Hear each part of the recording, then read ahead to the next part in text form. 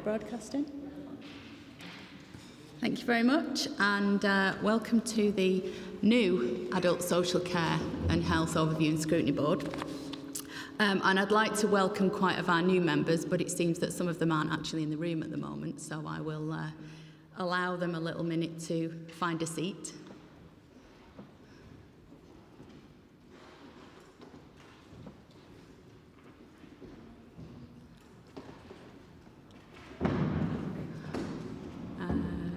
Mandy, I think that's you over there.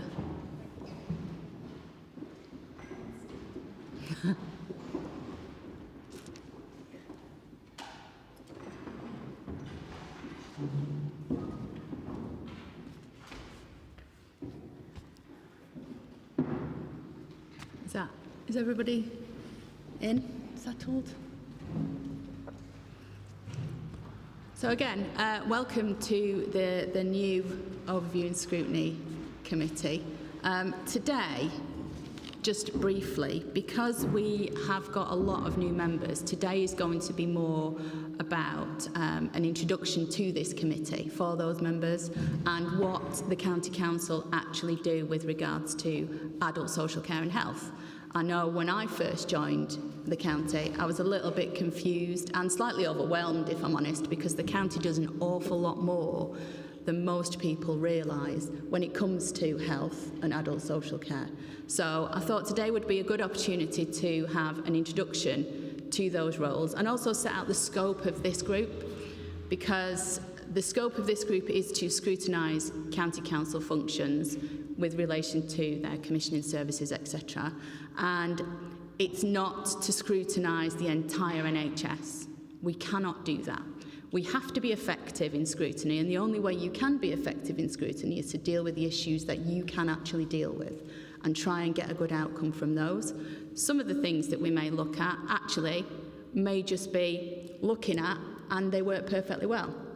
Some of them might not.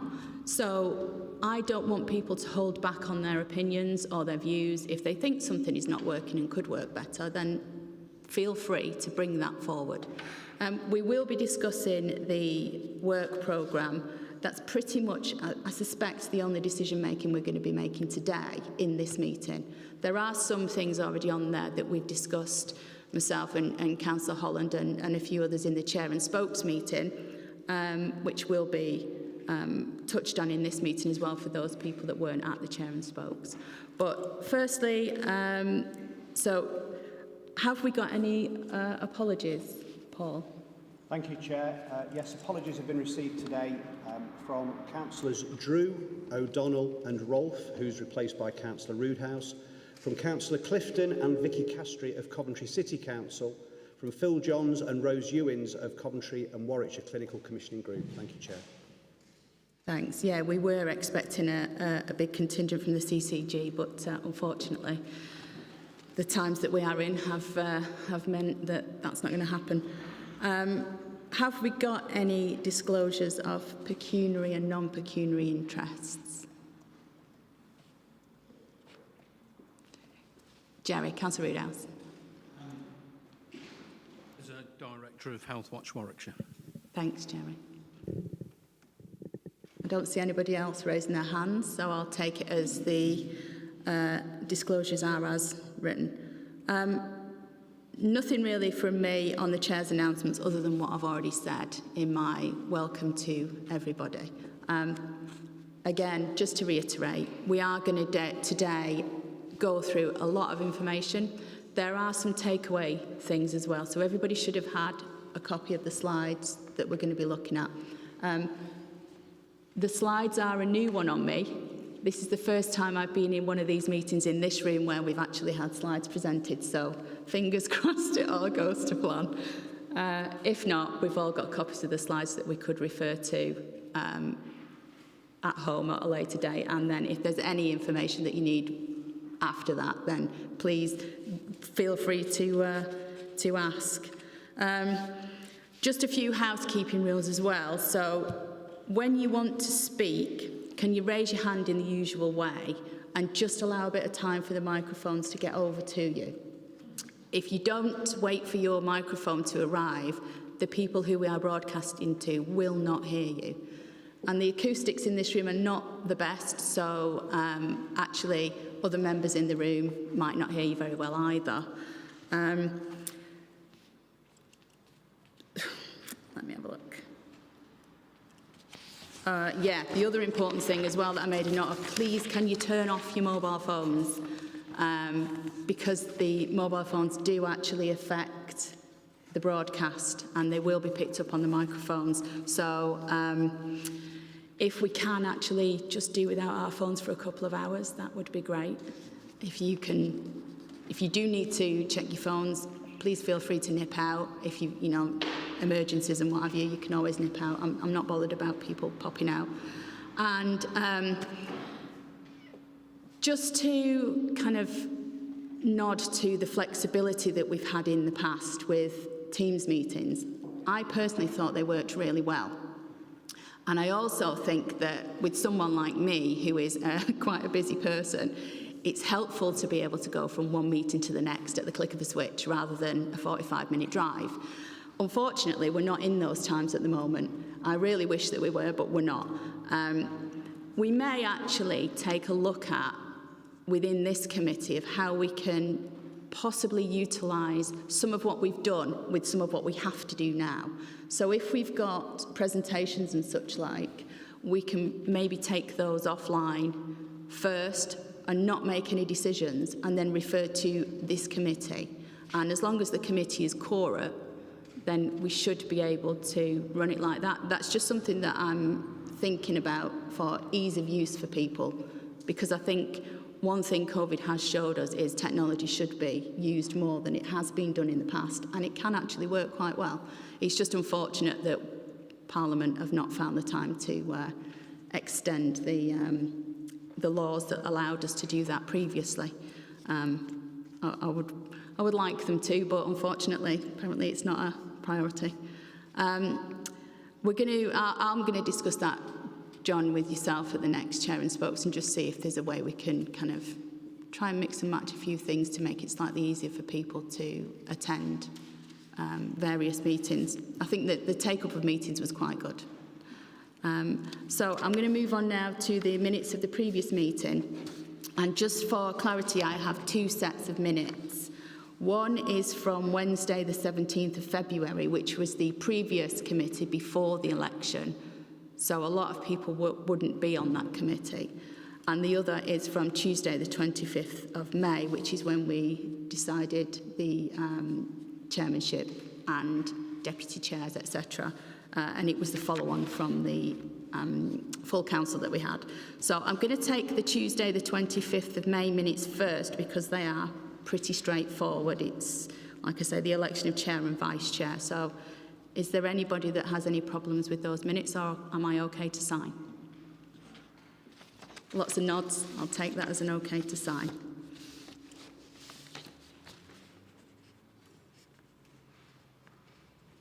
That's for you, Paul. Thank you.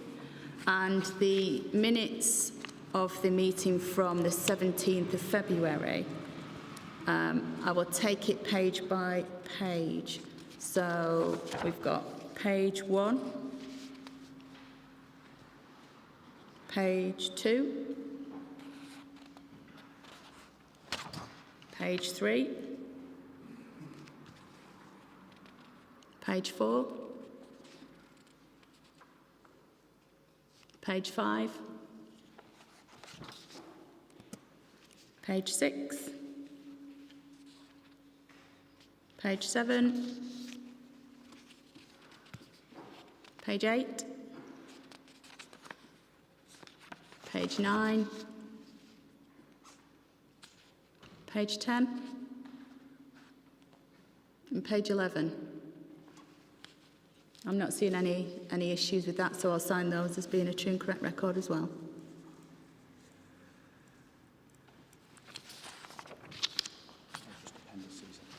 Okay. Thank you very much. So we'll move on to agenda item 2, which is public speaking. I've not been notified of any public speakers. So, So agenda item 3 is questions to portfolio holders. Now we've got Margaret, who is the portfolio holder, and if there are any questions to Margaret, can you raise your hand? Not seen any indications of questions. You got off it lightly there, Margaret. And I understand, Margaret, you've got to leave early as well, so yeah, okay. So item 4 is questions to the NHS. We have not received any questions to the NHS. So I will move on to item 5, which is the outline of service within the people group, and this will be Nigel. Are you the guinea pig for the slides, Nigel?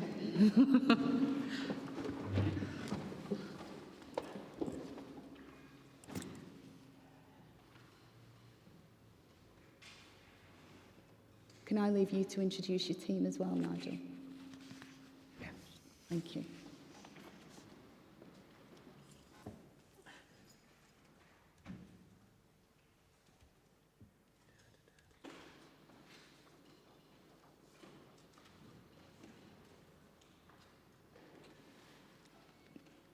The slides. Have we got some tech support? I think they go into standby chair after. Okay. Nigel for a moment. So.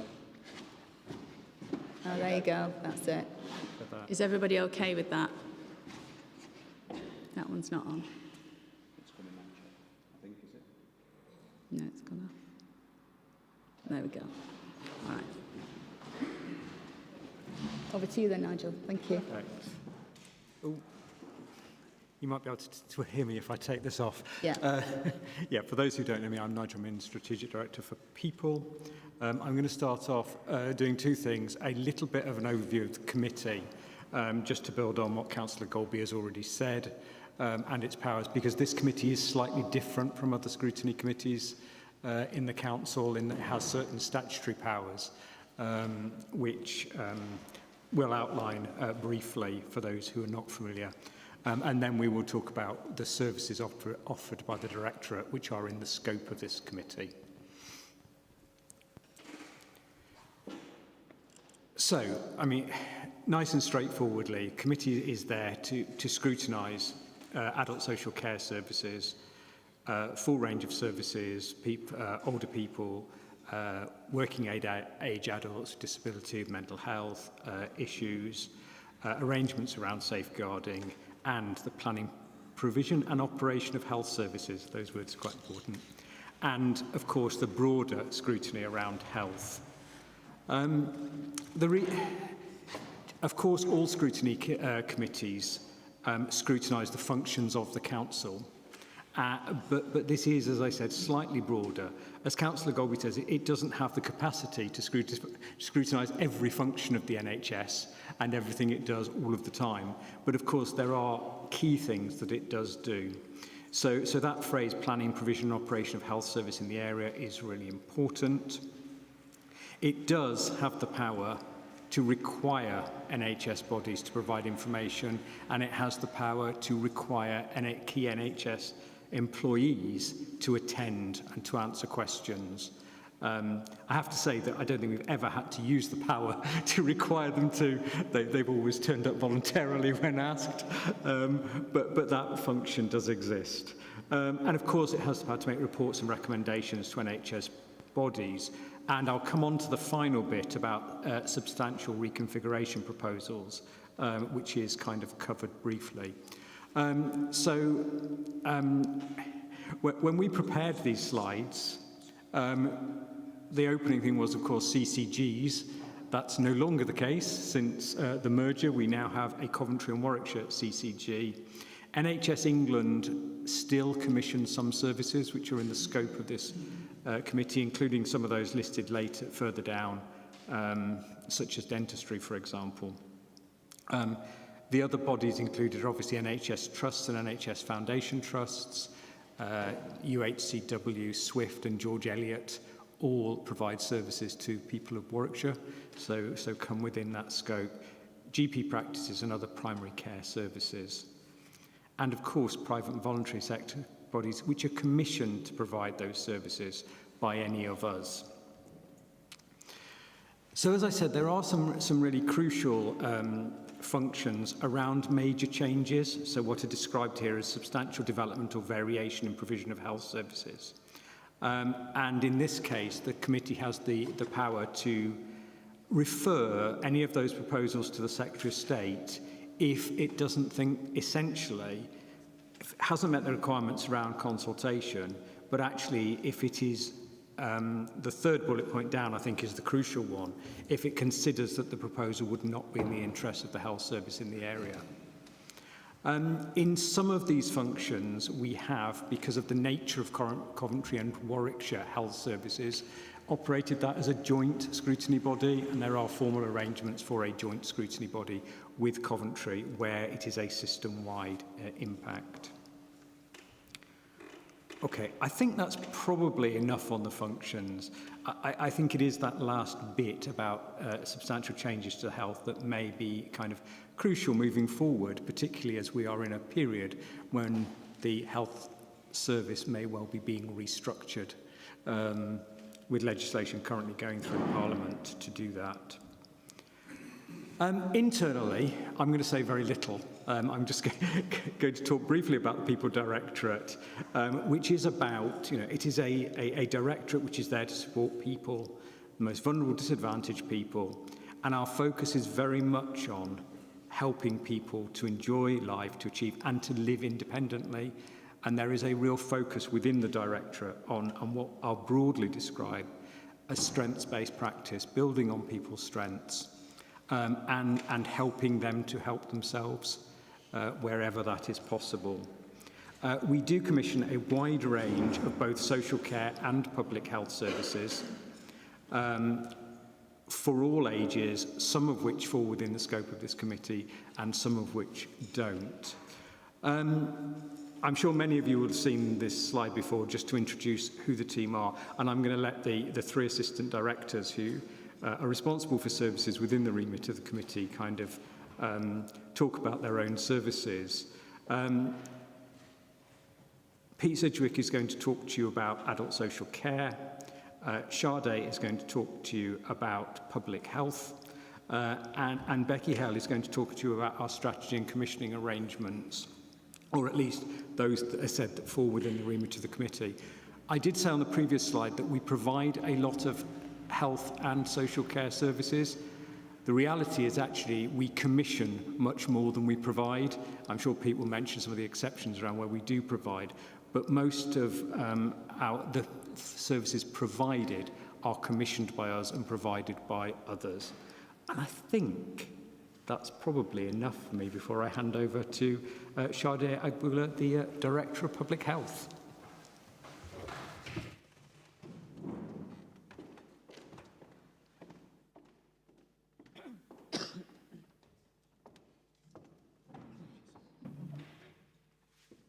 Thank you, Nigel. Morning, everybody. So I'm going to be talking through, giving you an overview of what we do in public health, and I thought it would be helpful to start with what public health is, and that's because, believe it or not, a lot of people still don't fully grasp what public health is all about. I'm sure that that's not the case for people in here, but I thought it would be useful to make it a bit more explicit. So the analogy that I often use to describe what public health is the analogy of people drowning. Public health tries to stop people from getting into the water and stops them from starting to drown. We don't wait until people get to that point. And that analogy is useful because no criticism to the NHS, but it is still a treatment service. What public health tries to do is to prevent disease, organize efforts to promote health and prolong life across the population as a whole. So whilst clinical services, GPs, hospital doctors deal with individual patients and specific diseases, public health focuses on populations. So we aim to provide conditions in which people can be healthy, and that is why public health considers the whole, in terms of the holistic view of a patient. What are the factors that impact on people's health and well-being? You've probably heard talk about the wider determinants of health. What are those circumstances within which we live, within which we grow, within which we work, that impact on our health and well-being? So we are concerned with the total system and not just the eradication of a particular disease. I'm sure people probably know this history better than I do. Public health used to be in the NHS prior to the Health and Social Care Act and used to sit within primary care trusts, the days of strategic health authorities. The move to local government conferred some statutory responsibilities on public health, and that move has been described as one of the most significant extensions of local government duties and powers in a generation. And public health used to sit in local governments in the 70s, way before I was born, apparently it works really well because local government has most of the existing levers needed to impact on health and well-being. Local government already provides services that mean that they are in constant touch with residents, responsible for environmental health, for education, for transport. And these are all what we call the wider determinants of health, which I referred to earlier on. Those are the factors that impact on health and well-being. In fact, the evidence is stronger than ever now that a person's health and well-being, life expectancy or healthy life expectancy has very little to do with access to healthcare. A lot of it has to do with the wider determinants of health. So it felt right that public health should sit within local authority. And it has been a unique opportunity to focus on prevention rather than treatment. And 7 years or 8 years on now, nearly 9 years from the Health and Social Care Act, I think it's fair to say that public health has found the right home, which is a sentiment that's shared by many of my public health colleagues across the country. So the move into local authority came with a range of responsibilities, mandated and non-mandated responsibilities. Sexual health services, Nigel's already talked about some of the services we commission. So we commission sexual health services. Our provider is Judge Elliott. We have a health protection function, which is a mandated responsibility and which you've probably been closer to more than ever because of COVID. Prior to COVID, our health protection function included responsibility for ensuring TB services were available, flu vaccination and uptake when we had small outbreaks within settings. Is a much bigger responsibility now, and I think it's been a good thing because it's put public health in the limelight and more people know what we do. We're also mandated to provide advice to NHS commissioners. So this involves making sure that we provide evidence to commissioners of services. So what is the evidence for need? Whatever services that we commission should be based on need, should be based on gaps. And public health use evidence, data and intelligence to do this. We're responsible for the National Child Measurement Programme. You've probably picked up on the news that this is to restart. It was paused as a result of COVID, so that's starting again. And we're also responsible for commissioning health checks. Across Warwickshire, GPs are our provider. So health checks is a service designed for people between the age of 40 to 74 years. You get an invite to your GP to have a range of tests where your risk of developing cardiovascular disease is assessed. We're responsible for doing that as well. We provide a range of we fulfill a range of non-mandated functions as well. I suppose the first one to talk about is a function that's non-mandated but is a condition of the public health grant, which I'll talk about in the next slide. And that is we have a responsibility to ensure that there are services aimed at reducing drug and alcohol misuse. So we have a service in place. We commission a provider to deliver substance misuse services. There are other functions that are non-mandated, and there's been a lot of debate about and a lot of, I think, lobbying, asking for some of these non-mandated functions to become mandated, because what happened is when a function is non-mandated and a local authority is going through some difficulty in terms of financial, some of the non-mandated are usually mandated functions are usually the first to be decommissioned, and I've personally experienced that in a previous local authority. So smoking cessation, physical activity, advice and prevention and promotion elements around sexual health, all non-mandated functions. So there's a call for a review of which functions should be mandated and which shouldn't. All of this comes with funding. So Warwickshire gets about 21 to 23 million every year. 2021 grant was 23 million. And I've done a breakdown of how the money is spent. Our biggest expenditure is in relation to 0 to 5 children's services. So that's the health visiting service and the family nurse partnership service. We also spend quite a bit on the sexual health service. So that's a useful breakdown without the actual figures on how we spent the grant. So this is just a slide that describes the role of a director of public health. This was some real reading that I did before I applied for this job nearly 2 years ago. Chief officer of the local authority, principal advisor on health matters to elected members, and officers. And I do get that sort of, I know that people are aware of this responsibility of mine. I get a lot of questions from members, from officers. My responsibility it spans all three domains of public health. A fourth domain is not here, which is the wider determinants of health. So I work across all these four domains: health improvement, health protection, COVID is a good example, and healthcare public health. I'm meant to be an independent advocate for the health of the population and for system leadership. And in doing this, I have a statutory responsibility to produce a Director of Public Health annual report. The annual report for this year has just been published, and I think everybody's probably seen a copy of that. If you haven't, I will encourage everybody to have a look at it. It is available on the website. The annual report this year is one that was quite topical, shone a light on COVID and the health inequalities that have emerged as a result of COVID. The DPH is a statutory member of the Health and Wellbeing Board as well.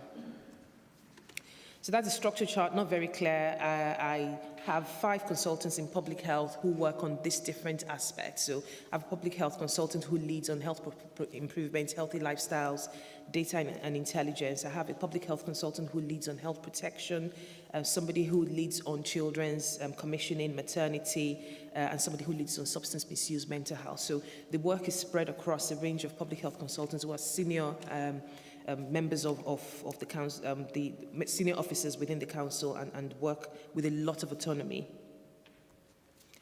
I'm going to end by just mentioning some of our current priorities. COVID still remains. I was having a chat with Claire just as we were coming in, and she was asking me what else I do apart from COVID these days. Very little.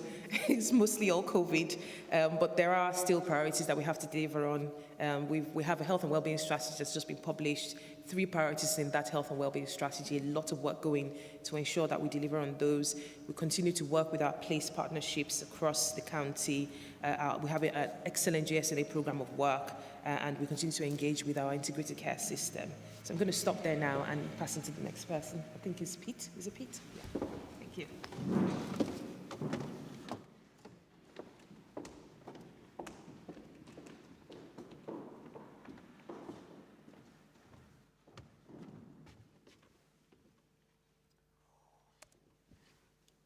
So, good morning to you all. So my name is Pete Sidgwick. I'm the Assistant Director for Adult Social Care. So I oversee the Adult Social Care delivery teams. Got a few slides just to kind of explain the kind of services support that we provide and the kind of context to that. What I will say is I wouldn't expect anyone who's never kind of considered adult social care before to walk away understanding it. I've worked in social care for 20 odd years, 30 odd years, and there's still things that I learn. So it's very complicated. Hopefully the slides, I appreciate it's difficult to see them, will give you some of that kind of context. But yes, so the support and the services that we commission and oversee are because it's under statute. There's a legal framework for it.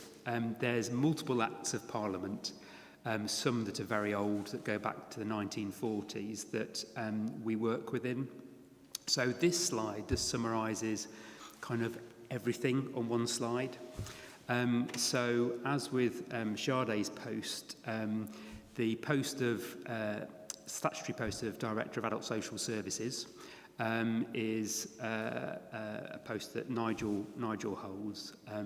And you'll notice it talks about social services, so we get called all sorts of different things. Not always nice.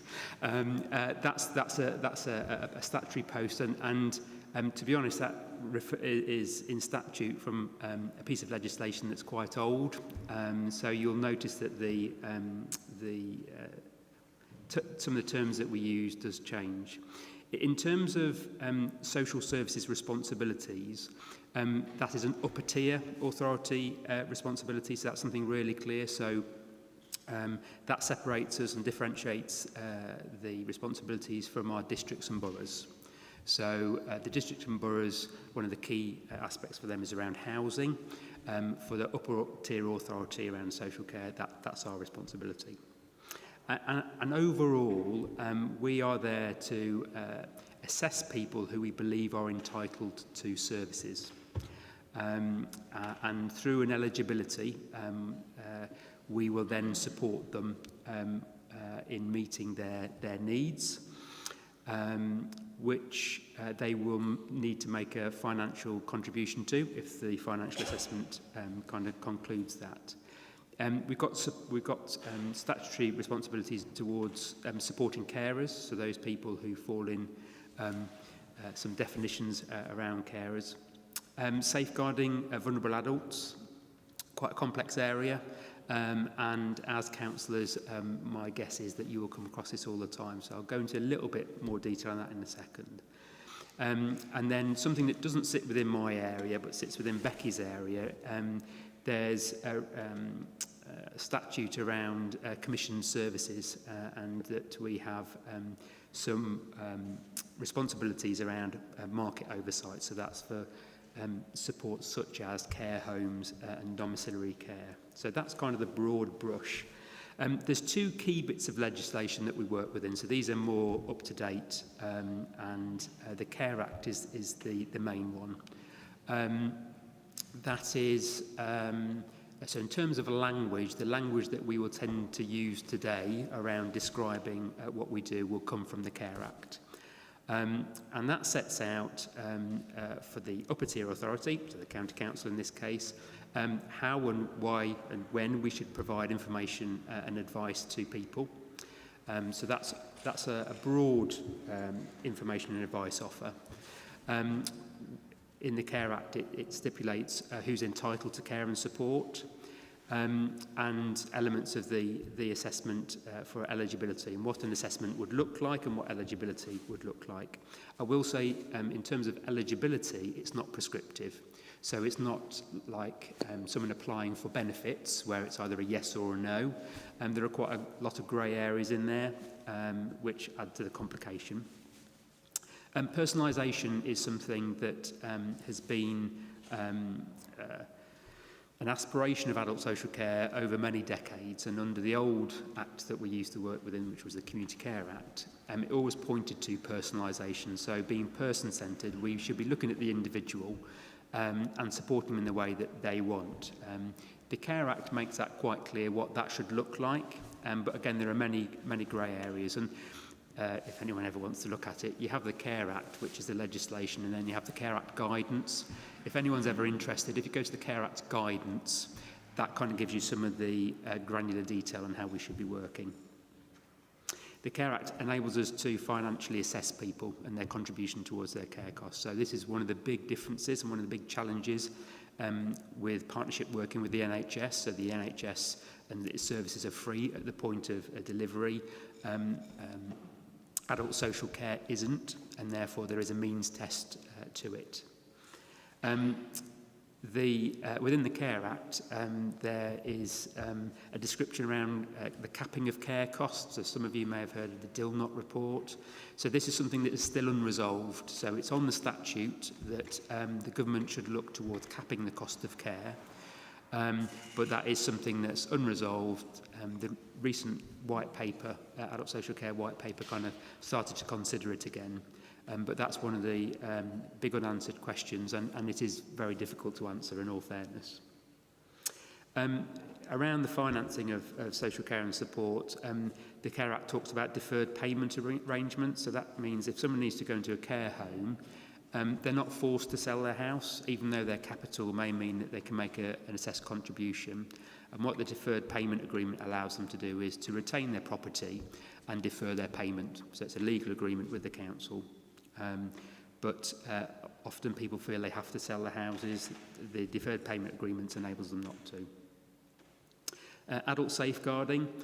So we have some statutory responsibilities around safeguarding adults.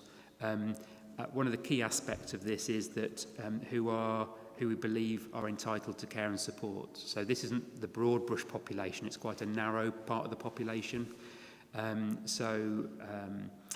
For example, if we had an inquiry that came through to us, we would be looking, has that person got care and support needs under the Care Act? If that's yes, we would be looking to support them and work with that. If they haven't, then we need to look at different means, and it doesn't come under the Care Act. As I said before, carers is a key aspect of the Care Act in terms of us supporting people to support others in their caring role. Moving areas, so you'll see later on that some of our people who we support move out of our area, and there's some key legislation where within the Care Act where that remains our responsibility, or when it moves to the responsibility of the area where the person's moved to. Provider failure, so this is a one that wasn't in previous acts, is in this one, which is around the upper tier authority. We as a county council have a statutory duty around market management and preventing provider failure. And then the last kind of high level part of the Act is around transition. So this is around children and young people moving from children's services to adults. And just to narrow that down, within children's services, in its global sense, it supports children with disabilities, and those are the children who are likely to come through to adult social care. And the Care Act identifies how and when we should be supporting there. One of the other key bits of legislation is the Mental Capacity Act and the Mental Health Act. This is around people who are over 16 and has some key principles on how we should support those individuals. So this differentiates quite significantly from children's services to adults. So adults are presumed to have capacity. So presumed to be able to make decisions on how their care and support is delivered or how they live their lives. And that includes the right to make unwise decisions.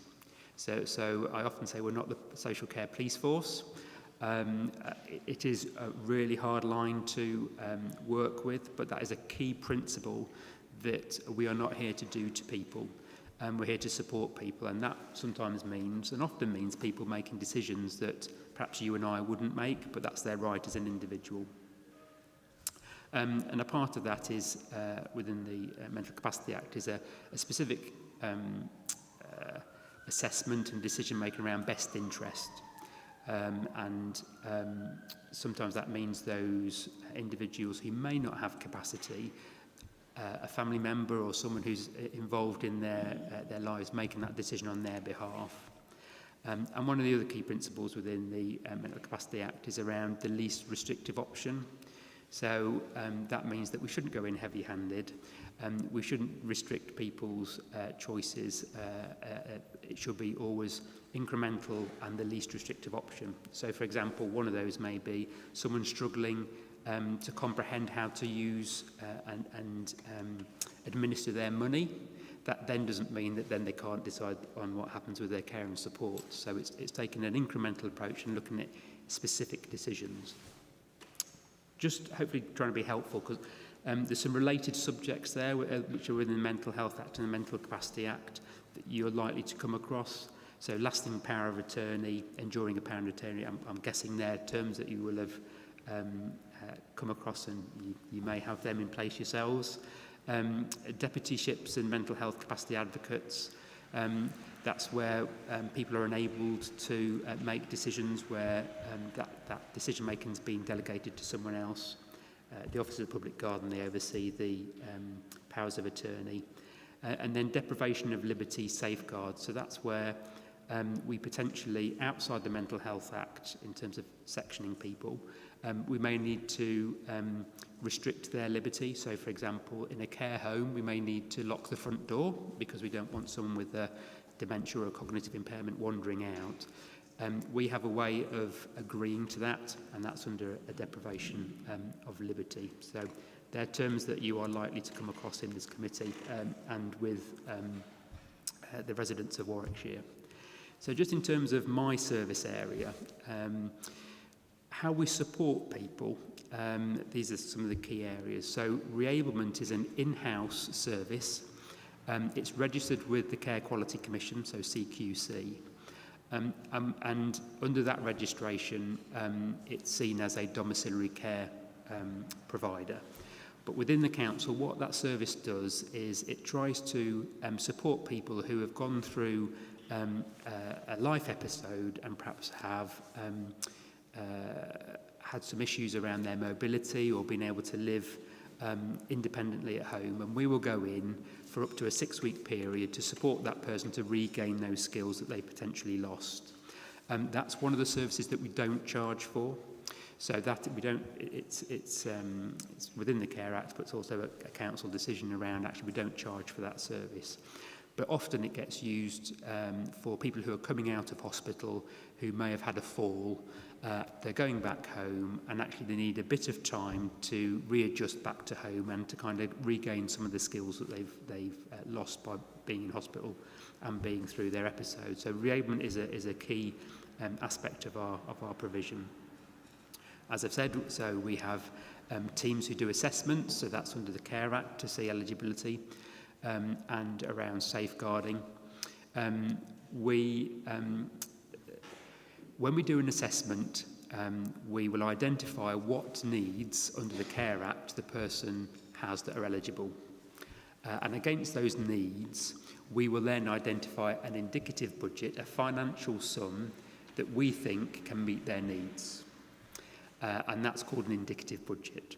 And we do that through a resource allocation. So it's a little calculator that kind of comes up with, we've assessed your needs, and actually based on what we've discussed, this is the sum of money that we believe we can identify for you to meet your needs.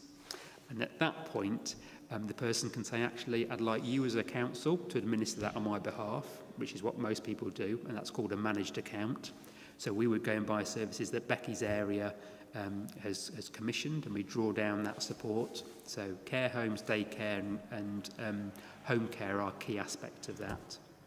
Some people may say, actually, I think I can meet the outcomes that you've identified within your assessment and I can do it myself. And we would say, that's fine, you can have a direct payment. And that's where the individual would take the money and buy the service, buy the support that they would like to meet their outcomes. And we can do that by cash, but we also do it by prepayment cards, so it's like a debit card. That is an area where the majority of people who benefit from that support are younger adults. What I will say is it gives them a lot of freedom. So, for example, people may buy pieces of equipment to meet their needs. They may put their money together with other benefits that they get to do something different. There's a lot of flexibility around how people spend their direct payments. Under the law, you can't spend it on gambling, you can't spend it on healthcare, and you can't spend it on anything illegal. So that's the three elements that you can't do. Everything else within that is kind of a discussion with the person who's supporting you to put together your support plan. And then you can have a combination of those two. So some people say, actually, for my daycare, I don't want to go to daycare. I want to spend that money on going out and I'll organise it myself. But actually, the home care bit you can organise, because there are some benefits to us organising people's care and support. One element in here which I haven't mentioned is an individual service fund which comes under the Care Act. And in essence what that is we would give a provider the sum of money, and the relationship around buying the services and arranging the services isn't through a managed account, isn't through us, it's through a third party, and they manage that with the individual. And then one of the other key aspects that we undertake is review. So we review people's packages of support and their assessment on an annual basis. So I hope you're still with me. So you'll be able to see some of this detail hopefully in the slides that you've got, but this kind of gives you a flavour of the numbers around our support. So you may or may not be surprised that at any one point in time we're supporting about 6,000, 7,000 people, and in a population of Warwickshire of 550, I think. You know, it's a very small population, and therefore there's lots of people in Warwickshire who have no idea what adult social care is and does, and it's not high on their agenda. But we support about 7,000 people, so over a year, people dip in and out of services. It generally gets to about 12,000 people. And then on the left-hand side, it shows you where the split is in terms of the support that we provide. So it's a relatively broad split over Warwickshire, but you'll see that 4% of the people that we support live out of county. So they're people who have had an assessment with us, they may have decided to move closer to relatives and gone and had a placement elsewhere, generally around care homes. The majority of support that we provide in terms of the numbers is to older people, so I don't suppose that's a surprise to you. Just in terms of our expenditure, so the figures in this graph are net expenditure, so that includes the income that we get through financial contributions. You'll see that even though most of the people that we support are older people, the biggest net cost is through our younger adults, so that's what we would call disabilities. So they're people over the age of 18 but under the age of 64. And that nationally is an area of growth. Because of medical advances, there's more people who are going beyond childhood and into adulthood with quite complex needs. Direct payments, which I've mentioned, so the cash alternative, we generally have around 1,000 people at any one point in time who are benefiting from that type of support. In terms of people, where people are supported, so you'll see out of the 6,800 that's noted there, just over 4,000 receive care and support in their own home through domiciliary care. So the majority of people we support are in their own homes. And that would be our preference. We want to promote independence, and therefore, obviously, some people do need support in care homes, but actually, that's one of the performance measures that we keep an eye on, because actually lots of people going into care homes may say they're actually not able to support people adequately in the community. So that's one of the metrics that we keep an eye on. So this is my structure. I don't think, you can't see it very well. So I've got 5 service managers who work to me, and currently we're split mental health. So I've got one service manager who oversees mental health services. Mental health services is under Section 75 agreement. So that's a legal agreement where we delegate the service and responsibility to a third party, and that third party is Coventry and Warwickshire Partnership Trust, so the Mental Health Trust, CWPT. So if you get queries around mental health, that's why sometimes you'll see those going through to Warwickshire Partnership Trust, because actually it's their responsibility, even for social care. It does get a bit complicated, and therefore we will intervene, but mental health is under a partnership arrangement. I've got service manager for integrated services, so that's for our hospital social work team, who support people coming out of hospital, and our reablement service that I talked about before. Older people, we've got 3 locality teams who support older people across the county. Disabilities, so we have a county-wide learning disability service, a county-wide transition service, so people coming from children's services into adults, and then I have a county-wide physical disability and sensory impairment service. So that includes people with sight loss and hearing loss. So the numbers are a lot lower than that, but we've got a specific service to support those individuals. And then I've got a service manager, Ian, who oversees service development and assurance. So he's our principal social worker, so he's kind of it's a post that we need to have identified, and he kind of oversees our social work quality of service, and oversees, he's our critical friend internally. In his area, he has a manager who oversees adult safeguarding, but also has a business manager for Warwickshire safeguarding. So Warwickshire safeguarding is children and adults, and is a partnership arrangement. So that's not, it's a business unit that sits within my area, because it makes sense too, but it's about the broader safeguarding of Warwickshire residents rather than adult social care. And then I've got a small team who do planning and performance. So overall, I've got about 600 workers in my area, so that's about 500 full-time equivalents. The majority of the full-time equivalents, I'll move to that number, working with our reablement service. So these are people providing direct care and support to people in their own homes. and have about 200 workers in that area. Overall, we've got 22 managers overseeing the whole service. The workers include social workers. We've got occupational therapists within my service area, so they support people with daily living, but the work that we do across social workers and occupational therapists is quite mixed. So the assessments that they do are the same, but they're in our area. Quite a few of them are in reablement. And then we have social care practitioners who haven't got a social work qualification but support people specifically around social care, and occupational therapy assistants who again haven't got an occupational therapist qualification but support in that area. Reablement assistants, which is our biggest area.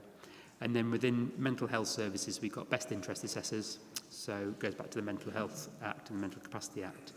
And then approved mental health practitioners. So if someone's sectioned under the Mental Health Act and detained for treatment, a social worker, approved mental health practitioner needs to be there. And they're looking at the situation from a social care perspective to make sure that someone's the overall assessment and sectioning is in the best interest of the individual. So we have a duty to have those in our area.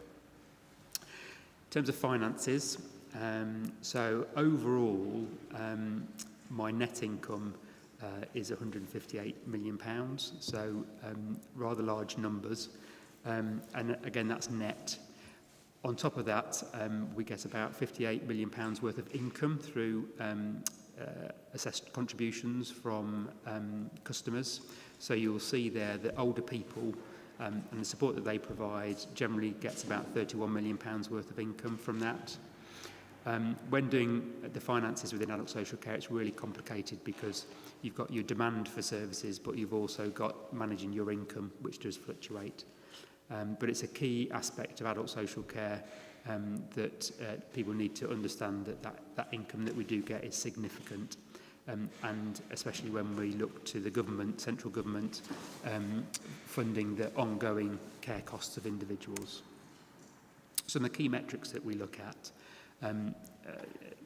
people in receipt of support, so that's one we keep an eye on in terms of, is it escalating, is it going down? As I've said before, the number of people in care homes and being admitted to care homes, we want to keep that as low as possible because we think that's an indicator of a personalised approach. The number of people with direct payments. So that is a proxy indicator for whether people are expressing choice and control over how their care needs are met. We do have some qualitative metrics around whether people are happy with their services. People in settled accommodation, so that's people who are in their own home with their own tenancy is a key one. Some metrics out of reablement, so the majority of people who go through our reablement service actually don't have ongoing services afterwards, which is a really good proxy indicator of how well we're doing. What I will say is over the last year with COVID, we've had to use our reablement service to support other areas. So our performance on that isn't as good as usual, but it's still really good. And again, the number of people, younger people who are supported in the community. So that would indicate that we've got the right community support, if the numbers are low enough, to indicate that it's personalised. So the number of people who generally get admitted to care homes within our younger adult population, so that's 18 to 64, you're probably talking about 4 a month, so it's really low numbers. If it was getting high, 10, 20s, you'd be wondering whether we've got the right offer in the community. And that is me. And I'm always willing to have a conversation about adult social care. It is really complicated, but I hope that gives you a good overview. Just to keep people in the loop, what we will do is Becky will come and present her part of this presentation. Then I'll allow a few minutes for questions of the speakers that have just spoken, and we'll then have a 5-minute break. So I'm aware it's an awful lot of information to try and take in, and a quick leg stretch while we swap over and set up for the next presentation wouldn't go amiss, I'm sure. So that's how we're going to do it. So over to you, Becky. Hi. Hi everyone, Becky Hale, Assistant Director for People with responsibility for strategy and commissioning. There's quite a lot in these slides, so I'll just give a very brief overview of who we are and what we do, and any questions that people have got, please ask or come to me afterwards. So we focus on strategy development and the delivery of commissioning plans for the People Directorate, Public Health, but also our wider health colleagues as well in partnership. So we work very closely with our delivery partners, both within the council, but also across the NHS. We have just over 71 FTE commissioning roles, and actually the value of what we commission for the system is around 200 million. Sorry, I just took a couple of notes off. Okay, so how we're structured, we've got 3 strategy and commissioning managers, and we support across the People Directorate and all age. So actually our strategy and commissioning managers have all age responsibilities, which is really helpful when you want to look at how you commission services, even if they're focused around a particular area, to ensure that we're maximising what we commission and what we do across all of the age ranges and all of the needs. So our health, wellbeing and self-care portfolio is managed by Paula Mawson and covers a number of our responsibilities around carers, advocacy, sexual health services, lifestyle services and family wellbeing services, so children and family centres, early help, social prescribing. We've then got integrated and targeted support who focus on a number of our integrated services with the NHS, so integrated learning disabilities and autism commissioning, mental health, substance misuse, domestic abuse, care at home and discharge and out of hospital services. And then we've got all age specialist provision. Again, work across children and adults with a focus on accommodation-based services. So what do we do? We are a very eclectic mix of individuals, I think, different backgrounds, but the principles are all about how we undertake the strategy and commissioning function. So a focus always around analysing, plan, do and review, and I'll talk a little bit more about that now. So we work very closely with delivery colleagues, and actually every aspect of what we do is either in partnership with somebody or in collaboration with somebody. So our focus around business intelligence, so analysis and review, is very much done with our business intelligence team within the council, the public health unit and our external partners. So just an example there of some of the things that we do that link to our duties in the Care Act. As I say, I won't read out all of those, but you can see the breadth of things that the team get involved in.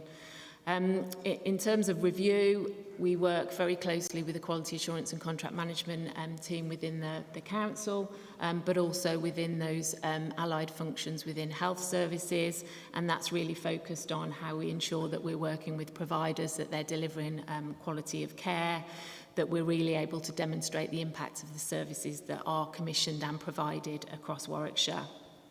And then we work very closely with our adult social care delivery partners, public health and our NHS partners around some of our planning and commissioning functions. So our market position statement, how we make decisions about what we will do and what we will purchase, how we plan our commissioning and redesign activity, and how we engage with people who use services as well as those delivering services. So just some of the key principles about how we work. Obviously, a key focus at the moment is ensuring that learning from the pandemic, which continues, is factored into everything that we are commissioning and delivering as we move forward. Making sure that everything that we do is underpinned by robust evidence, working collaboratively, a real focus on how we co-design services commissioned with people who use those services and also professionals involved in delivery. A real commitment as we develop the integrated care system about how we develop joint arrangements, how we do things together, so we can really maximise the opportunities, and that links to how we begin to focus on place and the 3 places from a health and care perspective across Warwickshire, and making sure that we're really able to evaluate what we are commissioning is delivering outcomes and improved outcomes for people. So just some examples of the services that are commissioned. Again, I won't read these out, but they cover a whole range of service areas, and these are the ones that will, I think, be of interest to the committee. There are a number of arrangements and services that we commission jointly with our health partners, either through formal Section 75 arrangements or through agreed memorandums of understanding around how we will deliver some of those. And we really expect to be able to build on those as we move to the integrated care system. So we do spend a lot of our time working jointly with our health partners in particular, but also our district and borough council partners, and obviously the voluntary and community sector and our providers of many commissioned services for the People Directorate and our health services. So again, I won't go into detail. We've got a commissioning plan that was updated following the impact of the pandemic. So I just wanted to pull out a flavour of some of the things that are in that plan that will be of interest to the committee. So if we take the analyse and part of the cycle, just some of the things that we're doing around developing a live market position statement. So actually providers who are interested in operating across Warwickshire will be able to get information about business opportunities, looking at some of our specific areas that we need to focus on.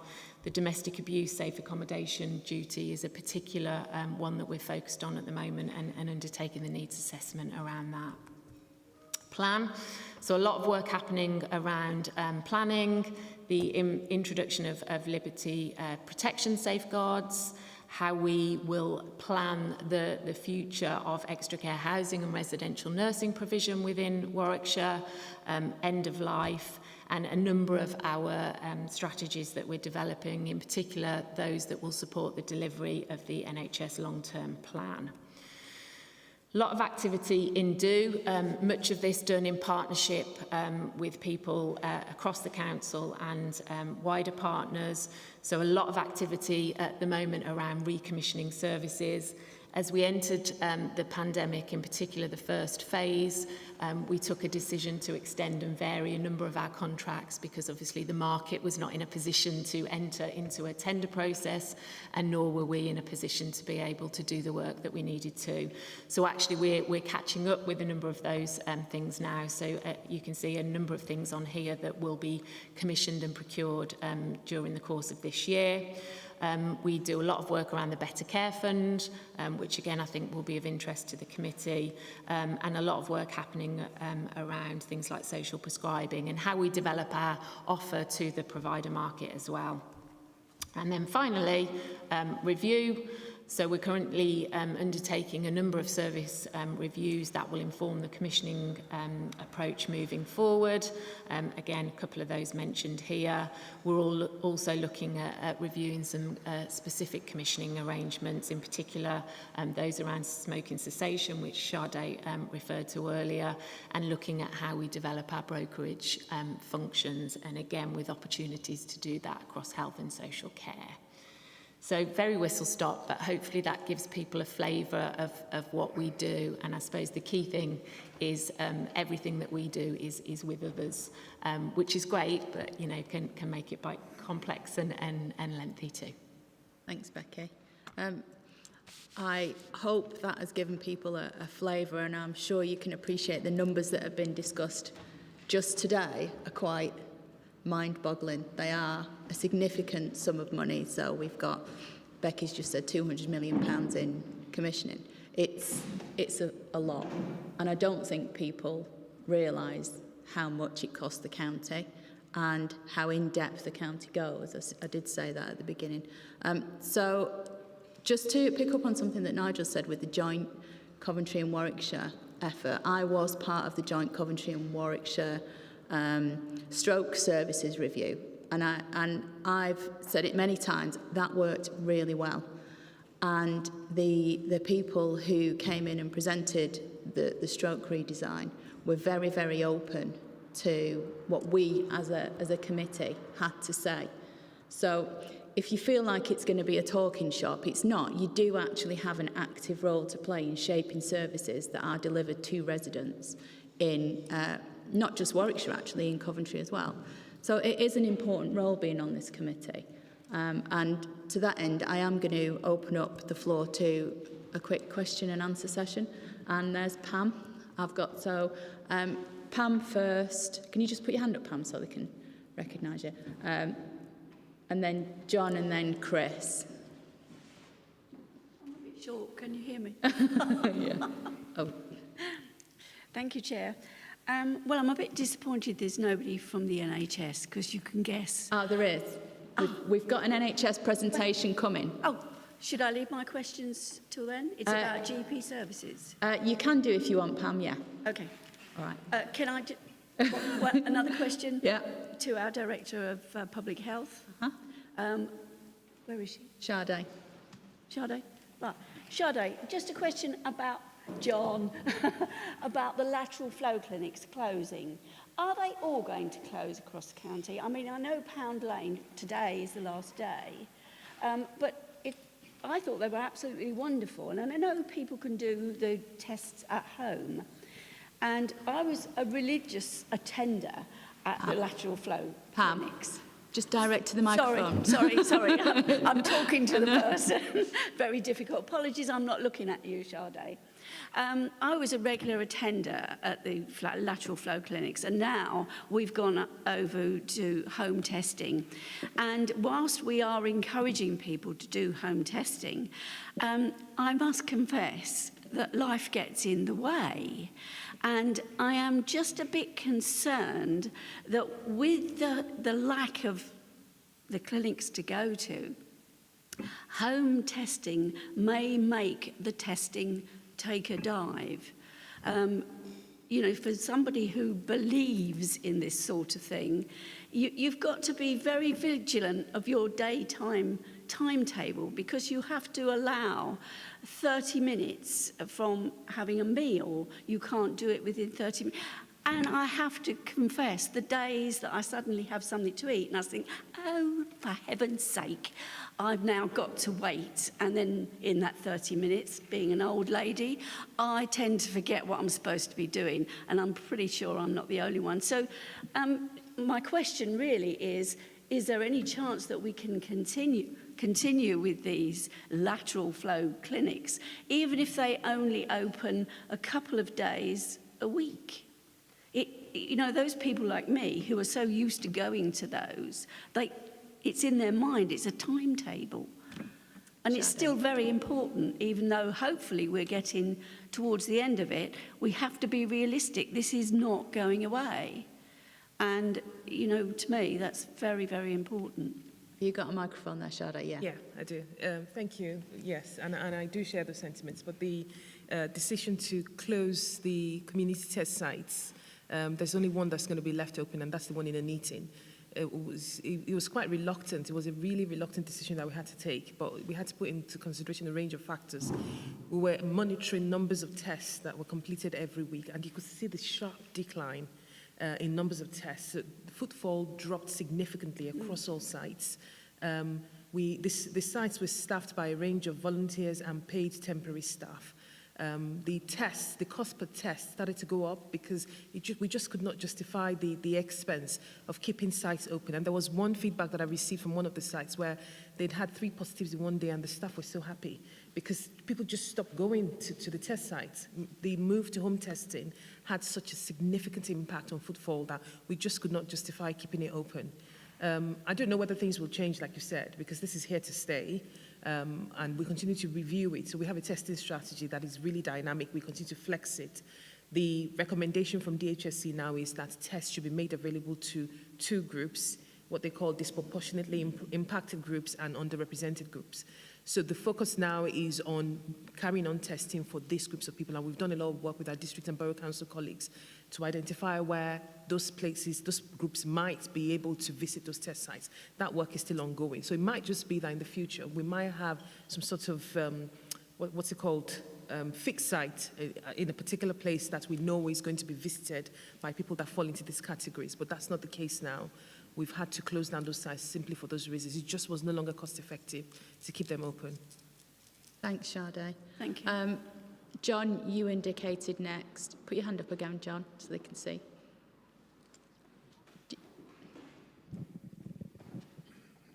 And then I'll go to you, Chris, when John's asked. Well, thank you. And yourself, John. Thank you very much for the excellent presentation. And actually, it's very clear how everything fits in with everything else. The question really is, what do we do when we have information that a vulnerable person may need support? You know, it could be children at risk of harm, it could be an elderly person, it could be anyone. Because I've always said to the public when they come to me, report everything. But due to confidentiality, we don't get any feedback. And I don't really have a feel for when things should be reported and when they shouldn't. There are other, you know, if people report a crime and it goes to the police, we get some feedback on whether we were right to report it or not. But I understand fully the need for confidentiality. We're dealing with medical conditions and other private conditions. But could we have some guidance or feedback on when things should be reported and when they shouldn't? Thanks, John. Nigel, do you want to take this or do you want Pete to answer it? Shall I start? Thank you. Shall I start and then Pete might want to add something? Okay. I think there are two different things, first of all, that we need to break this down into.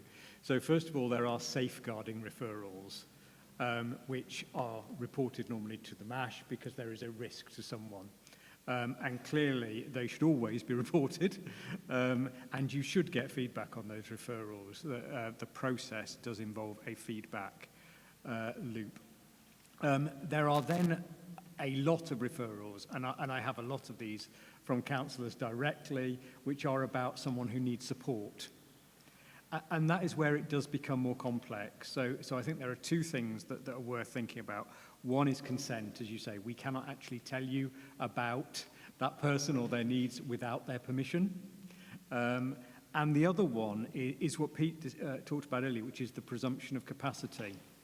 Because there are many people out there who we receive those kind of things, this person needs support, who actually, we know they need support, we would really like to give them support, but actually they don't want it. And they have an absolute right to turn down that support, even if it's not in their best interests. And actually that's probably the most common kind of thing that we get. In terms of, you know, I've obviously got lots of experience, John, of receiving those kind of that kind of feedback from you, and I would say carry on sending them to me, because we do always deal with them. They always go to the service in question. We may or may not be able to tell you about what happened with that individual, but actually it's always a useful flag for us. So I'm always happy to receive them. Thanks, Nigel. Would it be worth sending out contact details to counsellors, just because we do have a lot of new counsellors who might not, that are not in this room at the moment, who may need a phone this number for the MASH, phone that number for, just to give them an idea of direction. Thanks. Pete, do you want to come in on that?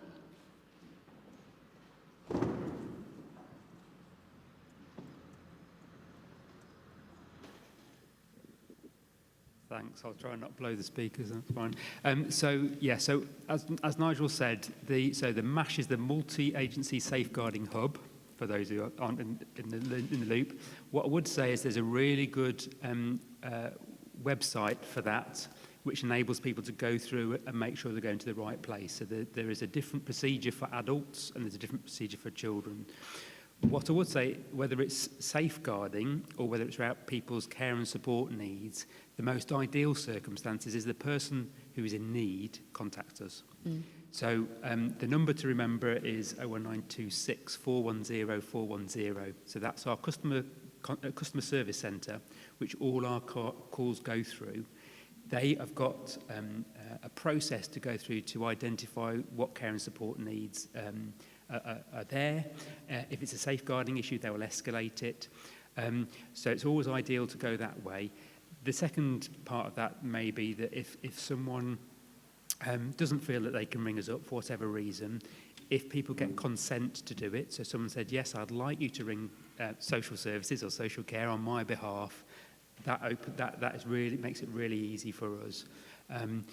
As Nigel said, we can't always talk about some of the circumstances. Often we'll have family dynamics going on where there's differences of opinion, and there's differences of opinion around people's capacity. But the first good protocol is either the safeguarding website, and we'll send you that link, or our customer service centre. And then if things don't happen from there, that's when it's good to escalate it. Thanks, Pete. So just for anybody that is listening at home, the number is 01926 410 410. And if anybody has any queries or any things that they feel that may need to come across our radar, that is the best place to start. So I will now go over to Councillor Mills. Yeah, thanks, Madam Chairman. I've got two questions, if I may. One's for Pete, one's for Sade. Yep. Okay, we'll go with Pete first. I'm not clear on PIP, personal independence payment. Does that come under us? Has that anything to do with us, or not? I mean, where does that money come from? No, that's the Department of Works and Pension. So PIP's not us. PIP's nothing to do with us. No. Okay, because I can see it's open to abuse. I know this. Sade, could I ask? Have you got a mic there?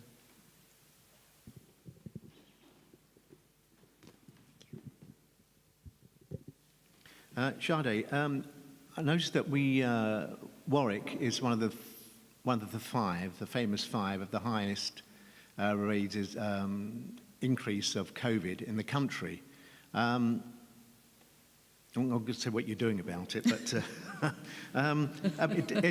do we know where, is it a young who is spreading it? Is it the older people? And also what Madam Chairman was talking about, teams. This is an ideal thing to where we should be having teams, because we are in a high-risk area, and perhaps we should be doing this from home. Legislation won't allow it. I think you should do something about it. Well, trust me. Okay. So, Sade. I'm not shy about things. I know. I know that. I know that. Sade, if you'd like to answer the question. Yeah, it's all my fault, isn't it? Yeah. Yeah. It's I would say it's a toxic mix of all sorts of things happening at the same time. So since the 16th of June, we've had an increase in number of cases in Warwick District. We have an outbreak that's ongoing, and you've probably picked it up in the news at Warwick University, 250 cases linked to that uni. All I can say is we just continue to do the right thing in terms of working really closely with partners. We've put in additional testing. We've put in additional testing at Court Street. Hampton Road car park has got an additional testing as well. We've repurposed all of the test sites, especially Court Street, so that the only tests that are available is PCR testing, so people can't get LFT testing at those sites anymore, at least from the start of the outbreak till now. What I would say is the age group is between the ages of 20 to 29, which are largely a non-vaccinated group. So we have the Delta variant, which is highly transmissible. We have students in the university, largely unvaccinated, and we have national messaging that's encouraging people to go out to eat and to mix and to party, more or less. So all of that is working together to increase the numbers that we're seeing across the board anyway. But the outbreak is really what has driven the rates in Warwick District. We've also had a couple of outbreaks within hospitality settings, so lots of restaurants have reported outbreaks. There's one particular one that had about 50 cases associated with this particular restaurant. So it's so many things happening. We know how it started, we know how it's, and what usually happens is when you have an outbreak in a particular setting, people are not, they're not robots, they just don't stick to that setting. They live in homes, so they take it back home, it spreads to the household, they have children go to school, it starts to spread and starts to boomerang that way. So yeah, I think if we give it another 2 weeks, it will start to plateau, but that's exactly what's going on. It's this very transmissible variant, unvaccinated population, that's what's happening. Thankfully, I mean, small rise in hospital admissions still, not as significant as what we've seen in other peaks, but yeah, we're doing everything we can. Yes, I can see it is younger people. one of my daughters, she works at University Hospital Coventry, and she's works in intensive care. She's a sister there, and she said it started up again. You know, it started with younger people. There's one chap, 37, very, very poorly, she said, and the people in their 20s, so who are in intensive care with COVID. So it looks like the younger people at the moment. Yes, thank you. Thank you, Madam Chair. Thanks. Jan, do you want to? Yeah. Thank you, Chair.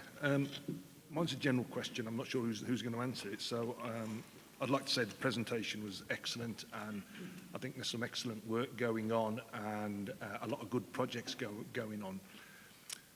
It's all very positive. What I want to ask is what happens when things go wrong, because there's nothing being said about that. So when somebody has been failed, or maybe when somebody feels that they've been failed, which is really almost as bad as actually being failed, especially for their own mental well-being, what actually happens when things go wrong?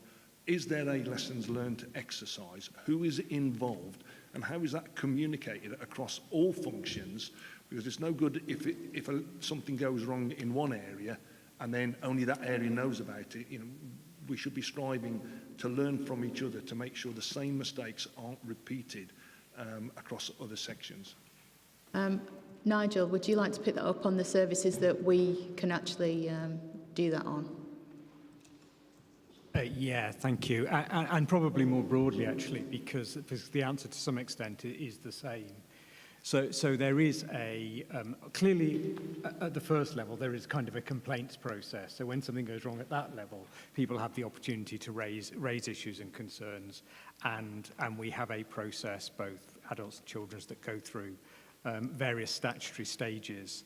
So that's the first stage. When it's a more, what I describe it, I suppose, a more serious issue, there is a process. So the safeguarding partnership, which is a combined, we used to have a safeguarding adults board and a safeguarding children's board, which are multi-agency bodies. They've been brought together into a safeguarding partnership, which looks at all ages, and they do reviews of any case where there have been serious consequences. So we have safeguarding adults reviews or safeguarding children's reviews, and there are both local reviews and a kind of national programme, if you like. One of our concerns from those reviews has always been that a review is done, it's a multi-agency review, it will look at health issues, police issues, for example, as well as council ones. One of our concerns was that we did the review, there was always learning from them, and that was shared with the professionals around the table, but not more widely, and ended up being a bit of a report that kind of, well, you know how it is when you produce a lengthy report about anything, that not everybody reads it. So what we've started to do over the last couple of years is a series of what are described as 7-minute briefings, and we have a really short set of lessons learned, which all available on the Safeguarding Partnership website, but are distributed to professionals to say, we've done this review, these were the circumstances, this is what we've learned from it. And they're really light, quick, easy to read. And then there are kind of regular processes, audits, follow-ups to make sure that the actions from the review are put into place by the agencies that are involved in them. Thank you, Nigel. I'm not seeing anybody else with any sort of indication. So I would like to draw that agenda item to a close and say thank you very much to the team. I know you're really busy. I mean, we've just seen all the things that you've got responsibilities for. So I really do appreciate the giving of the time. We're going to take a quick 5-minute break now, and we'll set up for the next agenda item, which is an outline of services from the NHS, and it will be Dr. Sarah Raystrick, I apologise if I've not got your name right, who will be giving us a presentation, and then we will be able to ask some questions directly after that point. So if we can just adjourn for, actually, if we come back at 11:35, that should give us a break. Thanks, everyone.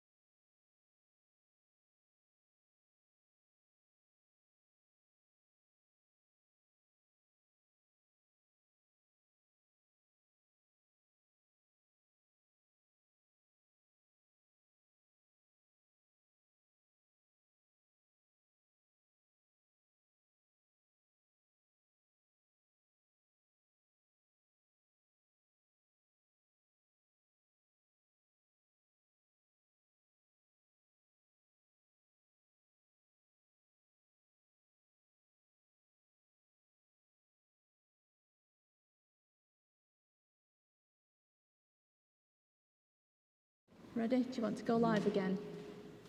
Thank you. So we're now going to hand over to Dr. Sarah Raystrick, who is here to outline the services via the NHS. So over to you.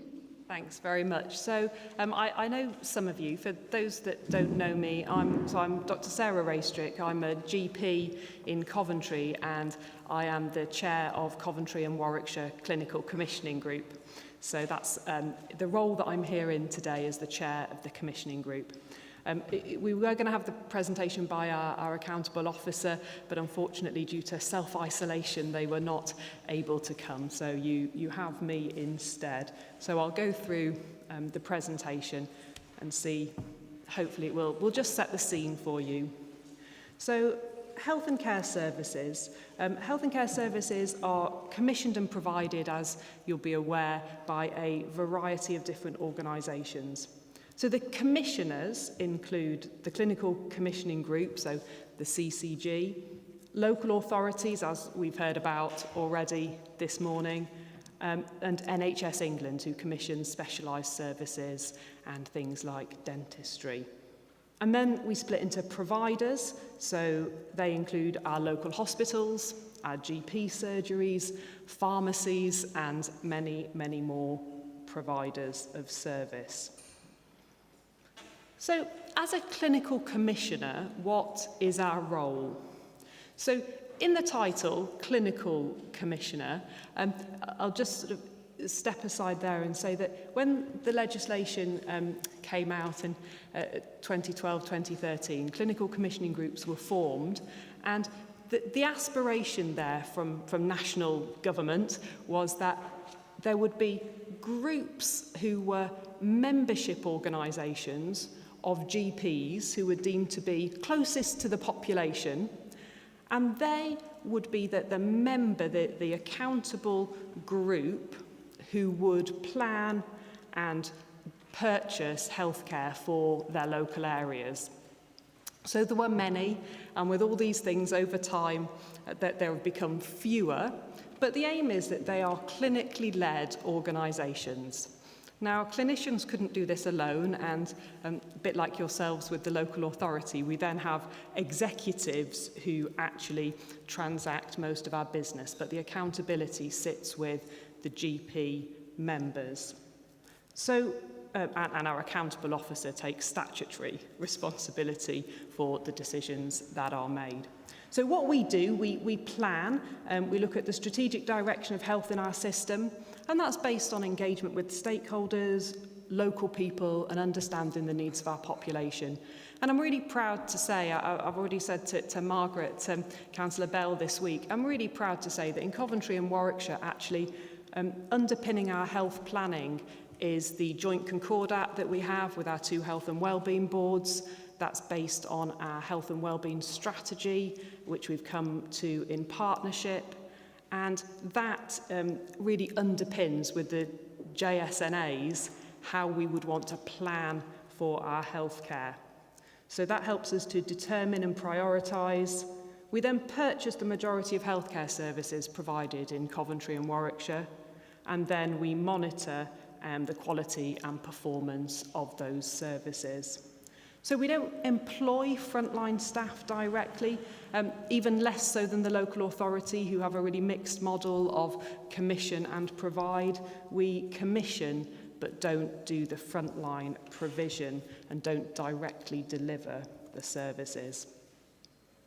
So the Coventry and Warwickshire healthcare system, it's a changing landscape at the moment.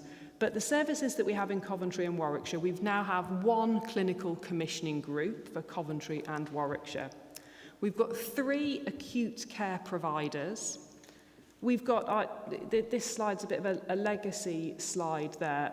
We have 2 community providers, so Swift and CWPT, and 1 mental health care provider, which is CWPT. And 126 general practitioner surgeries. So the terminology that you'll hear us use, we talk about system. So when we talk about things at system, we're talking about things at a Coventry and Warwickshire level. When we talk about place, we have 4 places within our system. So we have, as you can see there, Coventry Rugby, South Warwickshire and Warwickshire North. And then we have our primary care networks, or our PCNs. They're groups of local GPs, grouped geographically, working together. They have a shared contract, so GPs are independent contractors. So back in 1948, and when the health service was set up, GPs maintained individual contracts. In 2019, there was something that came about called these primary care networks, and they are contracted to work as groups of practices. And the guidelines are that they need to serve between 30 and 100,000 population in a network. So some of the networks we have across Coventry and Warwickshire are quite small in some of the rural areas, and some in our city centres are quite large. And they are contracted to deliver services on block, which is relatively new for primary care, really before that hasn't happened. So it's encouraging practices to work together, and yet they maintain their single independent contractor status. So it's about helping people to work together. So what happens at Place and System? I've explained to you about the PCNs. PCNs are, if you look at a lot of the national diagrams, or if you go onto NHS England website, you'll see that aspirationally primary care networks were set around community footprints of population sizes that I've talked about. And ideally, we would be wanting to deliver health, social, community asset care for that population based around the hub of a primary care network geography. In some areas, that works really, really well, and the services that health and GP surgeries and our community services provide really mirror the ward-based or the geography of boroughs that the local authority work with. In some cases, there's a real mismatch of geography, and it's not quite as seamless as we would like it. At Place, we then have, so that is in those 4 different places, we've got responsibility for local resources and population health. And that is quite huge, really. So we're talking about places being responsible for a place-based budget and management of local resources to supply, to think about how it will configure services at its place. Lots of connectivity needed there to local councils and to the primary care networks and to our community and voluntary sector. We talk about, and you'll hear health colleagues talk about, an 80-20 split. So as we develop and progress further, we would aim to see about 80% of what we deliver as health and care sitting at a place and a neighbourhood level, with an overarching 20% that needs to be delivered for the whole of Coventry and Warwickshire. So system is about setting principles, looking at how we can work, especially fully integrating our public health colleagues to look at how we can improve things across that wider piece.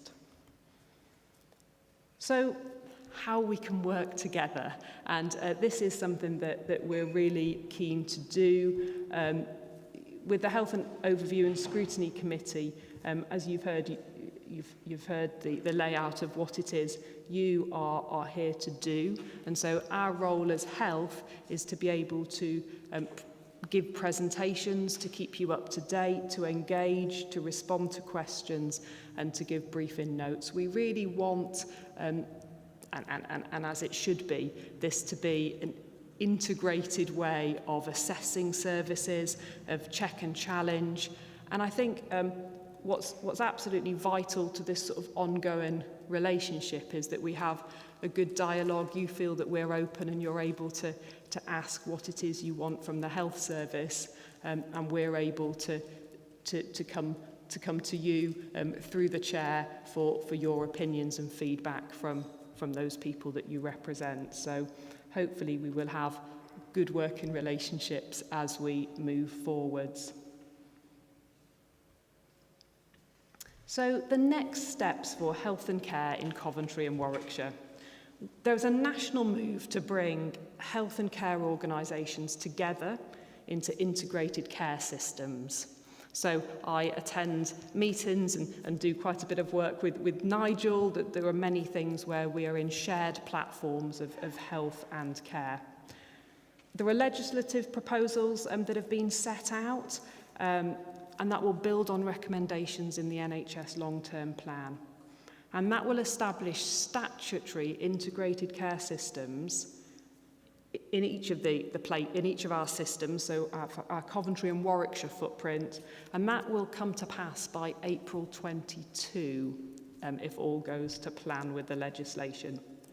So for clinical commissioning groups, that means the end to CCGs, so the end to clinically led commissioning organisations and a move to an integrated care system. So we're already working really closely together on our patch, really a lot to be celebrated as we work together in a health and care partnership, but we're now ready to take that next step and move further forwards. So why become an ICS? Well, I think that why do we want to is being removed from us. This is something that is coming in statute, but there are some really positive reasons. Breaking down barriers between organisations, both within the NHS and within health and care, is important. And what I believe really passionately about, and hope that this will be a really vehicle for this, is so that we can effectively make a difference in people's lives. This will allow us to address the wider determinants of health, poor housing, economic issues, and have that as a holistic way that we approach health. It will let us bring the right resources across organisations. We've been talking for a long time about investment in prevention, health promotion, in stopping people getting unwell, and Sade's left us now, but I absolutely appreciate what she said about the drowning analogy and public health, just wanting to stop people getting into the water in the first place, and some of our very acute services being about really saving people when they are drowning, and actually how can we stop more people getting into the water and use our resources really at that end. And I think that's a real aspiration for us, and we know from the work that we've been doing in Coventry and Warwickshire and nationally that 80% or more of people's health is not dependent upon what we would actually call health. It's dependent on the wider circumstances of life, your education, your housing, and a huge amount of really important factors. And so to divorce the two doesn't seem like it will get us very much progress. So this is hopefully a way forward. I won't go through this slide, but you can, I think this is a good one to have a look at, and this is being developed across the health and care partnership for our integrated care system. So what does this mean for clinical commissioning? As I've said, it means that the CCG won't be there, but you'll still need someone to commission the clinical services, and that will be done by the integrated care system. It's going to be a dual governance structure, which represents sort of two sorts of integration. So there'll be integration within the NHS, so from our providers, our GPs, and our community and mental health services, and that will be the integrated care system NHS body. And then there'll be integration between the NHS and others, principally the local authorities, and the voluntary and community sectors. And that's our ICS Health and Care Partnership. So what we see we already have in our system is the group where we have our place forum, and we have the coming together of all those elements at the moment, and it's how that becomes formalised. So the CCG will become, I probably dispute this slide a little bit actually, the CCG I don't think will become the ICS NHS body. The function of the CCG will be taken up by the ICS NHS body. The form of the CCG will be different, but most of our staff who do the functions will have a very vital role in the ICS. So that's where we're up to. At the moment, we don't commission. You heard about that split of some of the things we do and we don't commission. There is a plan nationally that clinical commissioning groups in the ICSs will take on some commissioning of other things, potentially like dentistry and some of the specialised services like transplant surgery, transplant services and things like that, which currently sit with NHS England. So people have talked about budgets. We've not really put anything on there about our budget. A broad brush figure really for the clinical commissioning group for Coventry and Warwickshire is about 1.4 billion that we have as our commissioning budget. So next steps for the ICS, well, the second reading of the bill has been delayed, but we are currently working towards an ICS. We have transition plans and we're working through the phases of those to get us into a place to be up and ready by April should the legislation go at that speed. So it's interesting times. We're moving towards something new, and yet at the same time we've got the continued need to be commissioning services and restoring services that deliver quality. We've got finance related issues across our system, and it's really important that we're monitoring performance and fulfilling the criteria that we have to as NHS providers. So that's a very whistle-stop, broad brush tour, but hopefully you'll see where we're at now and a changing landscape that we're working towards. Thank you very much. This is going to be something that comes down the line to us, and it's something that I am going to bring up in the work programme section of this meeting for our view of the integrated care systems. But just to open the floor, are there any questions from any members? Pam and Jan again, please. Sarah's going to need... Do you want to just come back up and just save the mic then, doesn't it?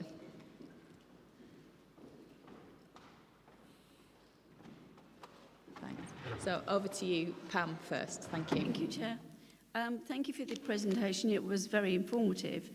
But we are still, unfortunately, in the COVID situation, and it does actually look as if we will be permanently in some sort of COVID situation.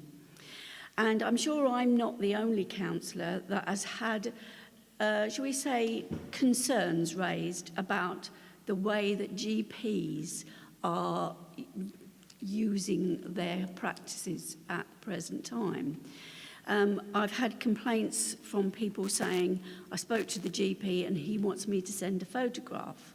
I've had people saying, all I got from the GP was, oh, well, keep taking the paracetamol.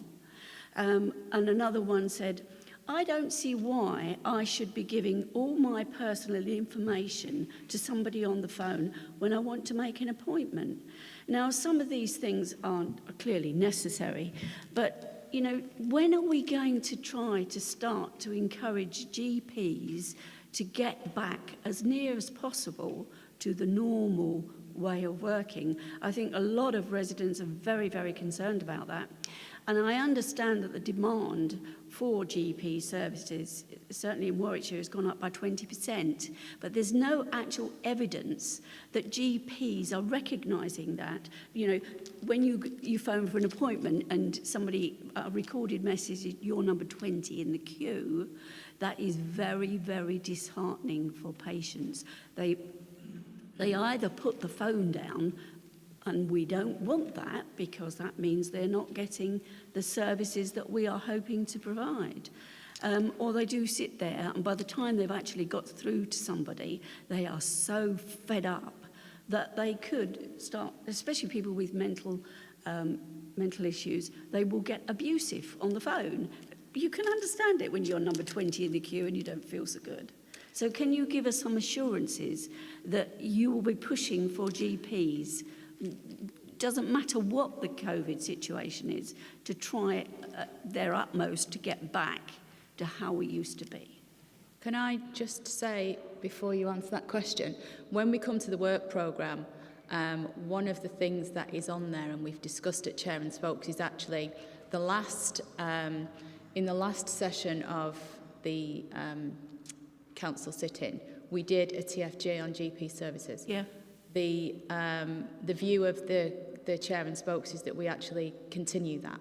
So we have another TFG following on from the one that we've done. We are in different times now, and services do need to be looked at again.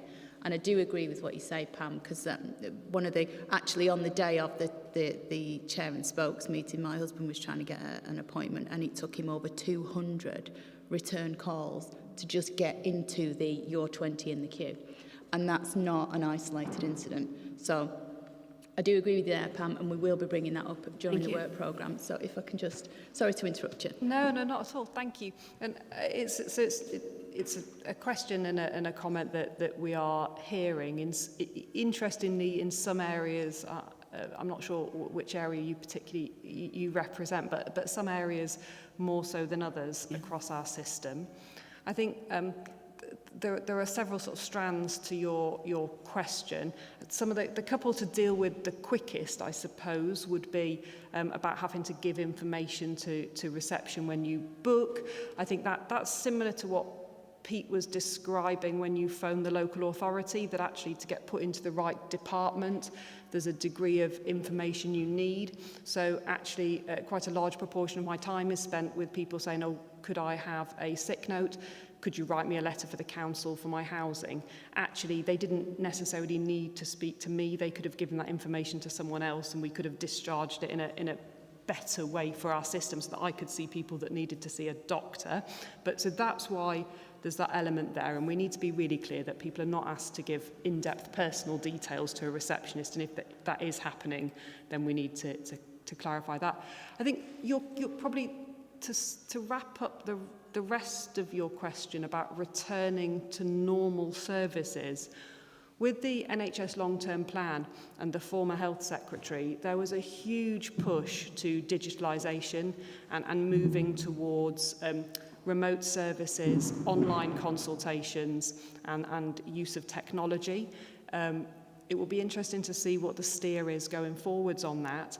But that was a real push that GPs had to offer different forms of access. So a traditional model of seeing everybody face to face, irrespective of the clinical need. I think my GP colleagues, some would tell me, well, one, they're not contractually obliged to do that. They're obliged to give the care that a patient needs after a clinical assessment. That doesn't have to be face-to-face, and different people like different ways. So some people have loved telephones and a quick email and send a photo and get a prescription, and they haven't had to have time off work, and that's been lovely, thank you. But for others, it hasn't worked. And where people need a face-to-face consultation, either because they're unable to express over the phone or they've really tried that and it hasn't gone very far, then absolutely we're working with our GP surgeries to allow them to have the capacity to be able to offer face-to-face appointments when it's necessary, either for they as a clinician believe it's necessary, or the patient themselves feels that it's something that they really want. So yes, we are working towards that, and I would say that all GP surgeries are open.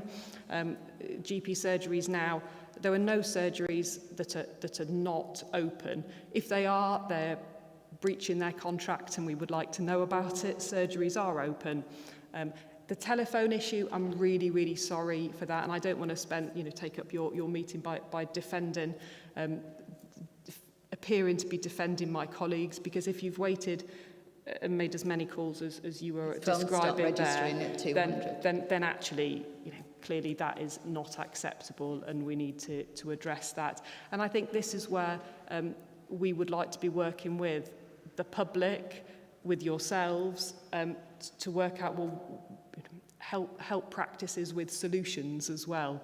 So what can we put in place? There's clearly in that situation not enough phone lines and not enough people answering them. Well, as an ex-telecoms person, I can tell you exactly what you need to do, but it's not my remit.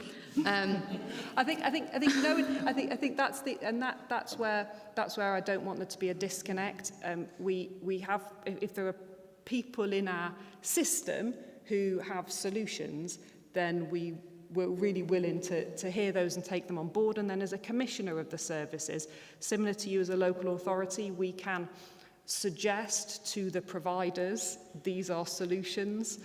But if people aren't in a breach of their contract, then where primary care services are concerned, we can advise and encourage, but it's difficult to actually do a lot more. But I would say that, and in case any of my primary care colleagues are listening, and I would like to say that, you know, as you've alluded to, they are working very hard. The numbers of people wanting to see a GP have risen. And one thing that I think it's really important to encourage all of us to be aware of is we know that this is happening, and there are now pharmacists, physios, a wide variety of paramedics working in GP surgeries who are clinically able to deal with a vast majority of conditions. So whilst the model of always seeing, you know, Dr. Smith, who you've always seen, may not be there, the option to see someone who can deal appropriately with your clinical problems absolutely should be. Is that okay, Pam? Can I just come back on that? Can I be assured that you will encourage your practices to consult with their users, i.e. patients, on whether or not this is how they want their practice to run? Because after all, it is, I know you're all private businesses, but, you know, you really ought to be trying to please the customer. Yes, the patient participation groups and working with Health Watch is really important.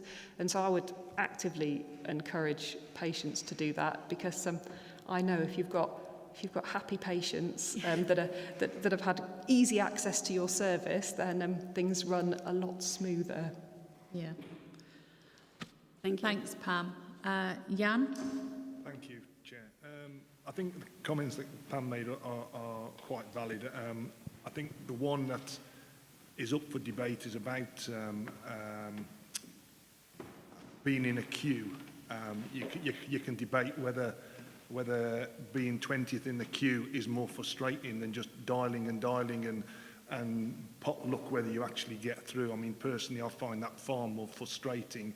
If I know I'm 20th in the queue, I can put the phone down with a loudspeaker on and carry on and just wait till it's my turn. So it's up to debate, and I think some people find one more frustrating, others will actually find it more beneficial. But that's not the reason I wanted to speak. Twice now I've heard about the person going in the water drowning, and I've heard about stopping people going into the water. But there are people who are dragged into the water rather than voluntarily go in the water, and we have to make sure that they are protected. And it leads back to my question before the break about where things go wrong. So I would actually, it's not really a question to yourself, sir. It's really a request on top of what Councillor Holland said about having a list. Being a new county councillor, I am in deep water myself, not knowing who to contact. And it would be a great help, not just having a list of those people we should contact, but I've heard the word several times today about escalation. So if that list could include, if you're not getting the results that you need, if we have a list of people who to contact, so if you don't get satisfaction there, then that's the next level. If you still don't get satisfaction, then go to that level. So if it's really a request for having information to contact the right people. Thanks. Sarah, would you like to pick up? Yeah, so I think we'll work together and probably work with Nigel to help to pull together useful NHS side of information that would be useful for councillors and put that with the local authority, the council services as well. Would appreciate that. Yeah. Is that okay, Jan? And we can send that all out with the information that we said previously. That'd be great. Thank you. Thanks. Chris, I saw you indicating. Oh no, Chris Bain. Sorry. I forget this too. Well, thank you for the presentation, Sarah. Before you start, Chris, can you just introduce yourself, because there's people that won't know who you are or where you're representing. Thank you. I'm Chris Bain. I'm Chief Executive of Health Watch. in Warwickshire. And the query that you were raising a few moments ago, Councillor, if you are stuck, give us a call and maybe we'll know where you should go. And we sent around a briefing note about the work that Healthwatch does, so I think that might be useful for you. A couple of quick points, if I can, Sarah. I'm pleased to see that ICSs will have statutory powers. And I think one of the challenges that the STP faced was that it didn't have any statutory powers, and it was, I think, called a coalition of the willing.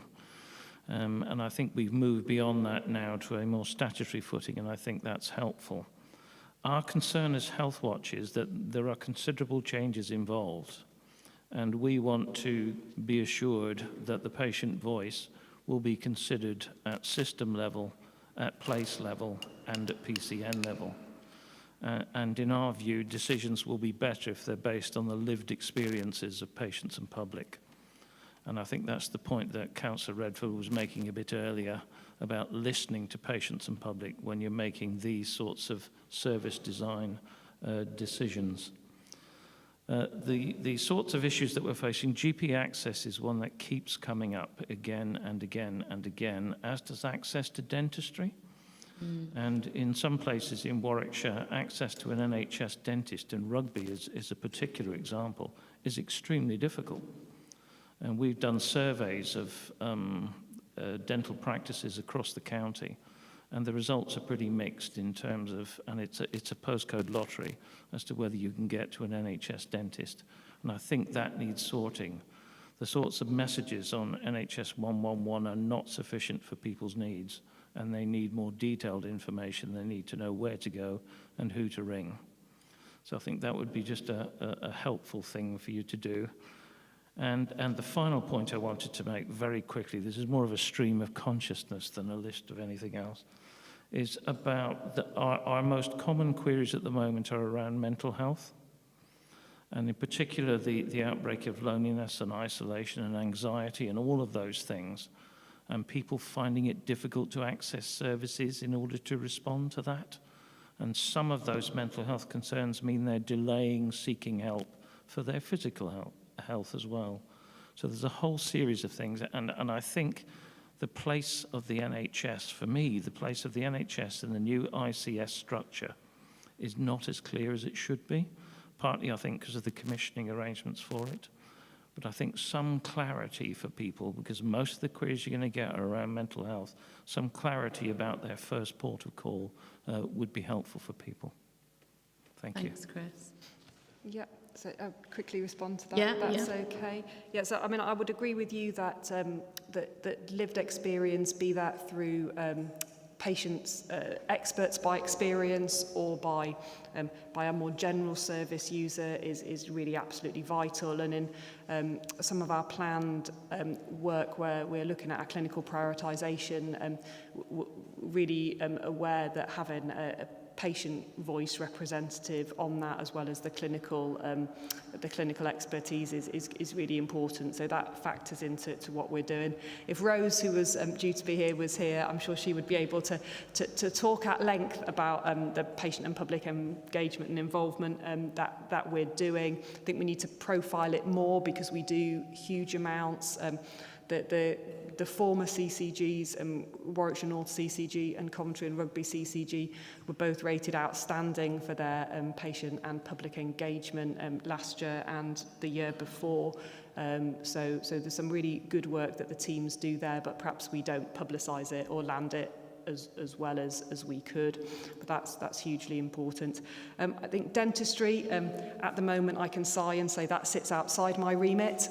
Dentistry isn't part of what we commission, but it may be with some of the new changes that we talked about. And then I would, I think your points about general practice and access and issues, again, we'll take on board. And then I'm trying to think of your final point. I apologise. I can't. It's about the place of mental health. Our mental health, yeah. And so mental health, really important, and that's where I believe, without wanting to be trite, the integrated part of our system comes into play, because mental health is a spectrum. Our mental well-being is something that's vital to all of us, and that sits at the very young, it sits in sort of maternity services all the way through education. It then, you know, especially with Warwick and Coventry, with our university populations, and all the way through to our elderly isolated. And some of that we shouldn't be badging as a health need. That's a need for all of us, for our communities and for our wider services to support. And then when that does become a health need and something beyond the scope of the ordinary, that's when we need the really excellent provision of mental health services, as we'd badge with a more health kind of badge. And so absolutely agree that people need to know where to go. But I do think that because of people's perceived needs and the complexity of needs, and sometimes a social crisis being perceived as a mental health crisis, then using forms of triage to help people navigate the system is what I think we will need. And again, that's something we work with in partnership with services that are commissioned by local authority as well as by health. And in our joint concordat, it talks about seamless transition through services for patients, for the public, not patients, that's my doctor bias, but for the public. And that's what we want. For a person in Coventry and Warwickshire, the access to the services or the help that you need should be seamless. And that's what we are working together to create. Yeah, Thank you very much. Keep going. All right, thanks, Margaret.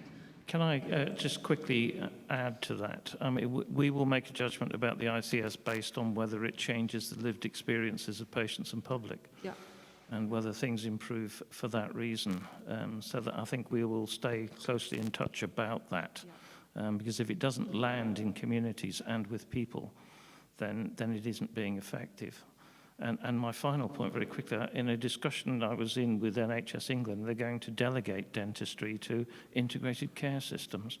So we ain't going to be able to say that's somebody else's job for much longer. Yes. Look at you. Absolutely. Dentistry too, great. Right, I'm going to draw this item to a close now so we can move on to the next one. Thank you, Dr. Raystrick. And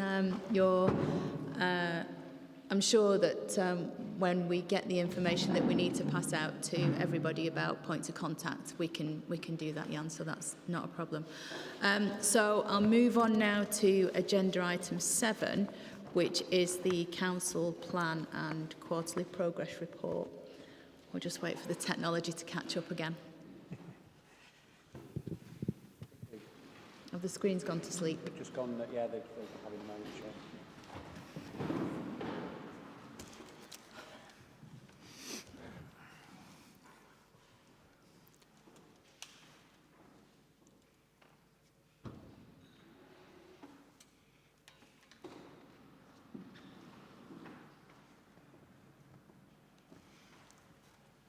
Okay, hopefully you can see that. I will give quite a brief overview, I think, in terms of where we are, and then obviously happy to take any questions from members of the committee.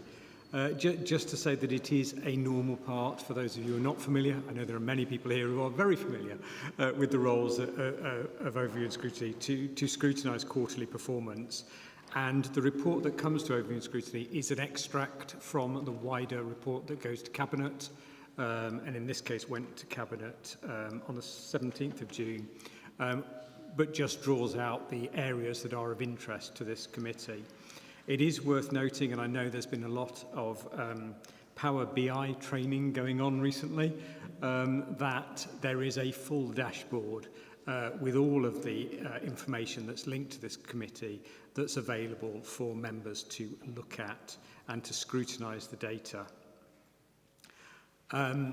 So there are 14 particular key business measures. We do like our acronyms, don't we? There are 14 key business measures that are within the remit of this committee, 2 of which are paused due to COVID. And therefore we have a figure that says at the year end, 12 were available for reporting, and 10 of those 12 were on track with 2 not. The ones that it has been suggested that I draw out to your attention, I'm going to run through very briefly. The first one starts with permanent admissions to residential or nursing care. And I think this is quite interesting in terms of where admissions are. Clearly, our hope is wherever we can to support people in their own home, as Pete pointed out earlier. There has been a suggestion that there was a massive influx of people into care homes back in April last year, but as you can see from the graph, it's the pink bars on the left-hand side. That actually wasn't the case. Last April, we actually had fewer admissions to care homes than we did in the previous April. But the numbers were very low for the first half of the year. Since then, so since September, actually they've been pretty much on a par with numbers in the previous year. Overall across the year, therefore, fewer admissions, but actually that isn't reflective of a lack of demand currently in the care home market. Pete's already talked about the number of people in receipt of an adult social care service. Over time, we know this is increasing. It's increasing fairly gradually, but we have an ageing population in this country, and Warwickshire has an older than average population compared to other areas. And of course, we know people do move here to retire as well as for other reasons. But demand does continue to increase, but at roughly where we expected it to. And clearly that's important from a financial perspective, because it means that actually we have forecast this level of demand and we can meet it from within the existing budget, or the allocated budget, I should say. Domestic abuse incidents is it sounds wrong to say this somehow, but the increase in the reporting of domestic abuse incidents is a good news story. And it doesn't seem like, having a target of having more domestic abuse incidents reported doesn't feel like the right thing to say. But of course, what we know is it is a massively underreported crime. And actually what we want people to do is to be able to feel confident to come forward and to report these incidents and these crimes. And as you can see, this is a cumulative graph, but by the end of the year, we had exceeded the target that was set.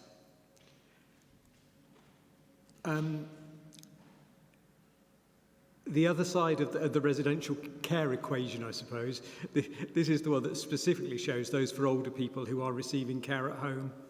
And again, not surprisingly, in view of what we've talked about in terms of where people are being supported, the numbers are increasing. The proportion of our older people that we support, more of them are being supported at home.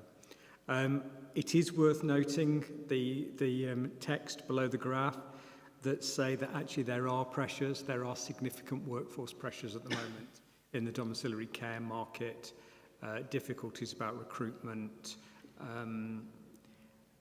There are issues related to the kind of reopening of the economy that offer alternative employment opportunities, if you like, for people that work in domiciliary care, which always adds pressure to the market. People with a learning disability or autism in an inpatient unit, there is a national target to significantly reduce the number of people with learning disability or autism who are in residential facilities and to support them in the community. This is not something that we've been able to achieve very easily. There are huge complexities around it, and there are many people who've been in residential facilities for many, many years. There are also some complexities related to, for example, criminal justice. But for many people, there is a real benefit to being able to be supported in the community. I should say that for an increasing proportion of those in this cohort, they are people with autism only, rather than autism and other issues or disabilities. You'll see from the graph that the numbers have reduced, and have reduced significantly against the previous year. but they still remain above the target, above where we would want them to be. It is a very small cohort, but it is a very challenging cohort. And work continues across the CCGs, ourselves, the mental health provider, to continue to improve the position from where it is currently. The other thing that we need to point out to the committee is the financial situation. This was the year-end outturn. You'll see that adult social care overspent by just over £3 million last year. This is an unadjusted figure in the light of additional COVID funding that's been added. So actually, that funding more than covered the shortfall, but it does demonstrate there is a genuine pressure on adult social care services moving forward. I don't need to say anything about savings target. There was a small savings target last year which was achieved, so there's probably nothing to add to that. And finally, again, very little movement on capital from what was forecast to what was predicted. A very small amount of the modernisation funding has moved into this year, but it's a tiny proportion. And I think that's everything. So happy to take any questions or to pass any questions to my colleagues if they're too difficult. Has anybody got any questions? So I will take Jan first and then Marion next. Thank you. It's a very simple question this time. Talk about targets. There's obviously some good stories, some not so good stories. As you approach a target or exceed a target, does everybody just sit back and relax going, that's great, we're there? Or do you set new targets to keep people focused to actually get even better and better, so strive for a better performance? Obviously, you don't want to have a too high a target that's demoralising, you'll never reach, but people need something to aim for. Yeah, so I think there are kind of two different answers in a way to that. So you're absolutely right. So we seek to set targets for the services that are stretching but achievable, if you like, and we would look to work for those. In terms of adjusting targets during the year, we don't adjust the high level, the formal targets that are reported, but nor do we stop work and say, now we've met that target, let's carry it. So on a practical day-to-day level, yes, absolutely, we would continue to try to exceed them. But obviously, as a measurement tool for the committee and for others, we keep the targets as they are. Sure. Yeah, makes sense. Thank you. Marion? Hi. Thank you very much. Very interesting report. For the domestic abuse, I know probably because of COVID, it's gone up so much and the restrictions of people not being able to go out. How have you coped with the increase of the number and the after support for those people?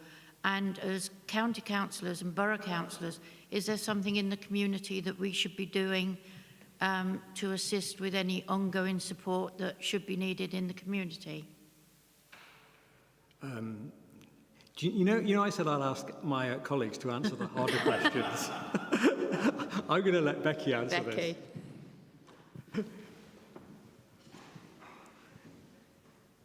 Yeah, thanks for that. So we've done a lot of work jointly over the course of the last 12 to 18 months across partners, so police, refuge, who provide support to people who have experienced domestic abuse, and the council, actually making sure that we look at themes, understand what's been happening, and do a lot of targeted activity. So communications have been really key. We've done a lot of campaigns around domestic abuse and obviously focused on the support services.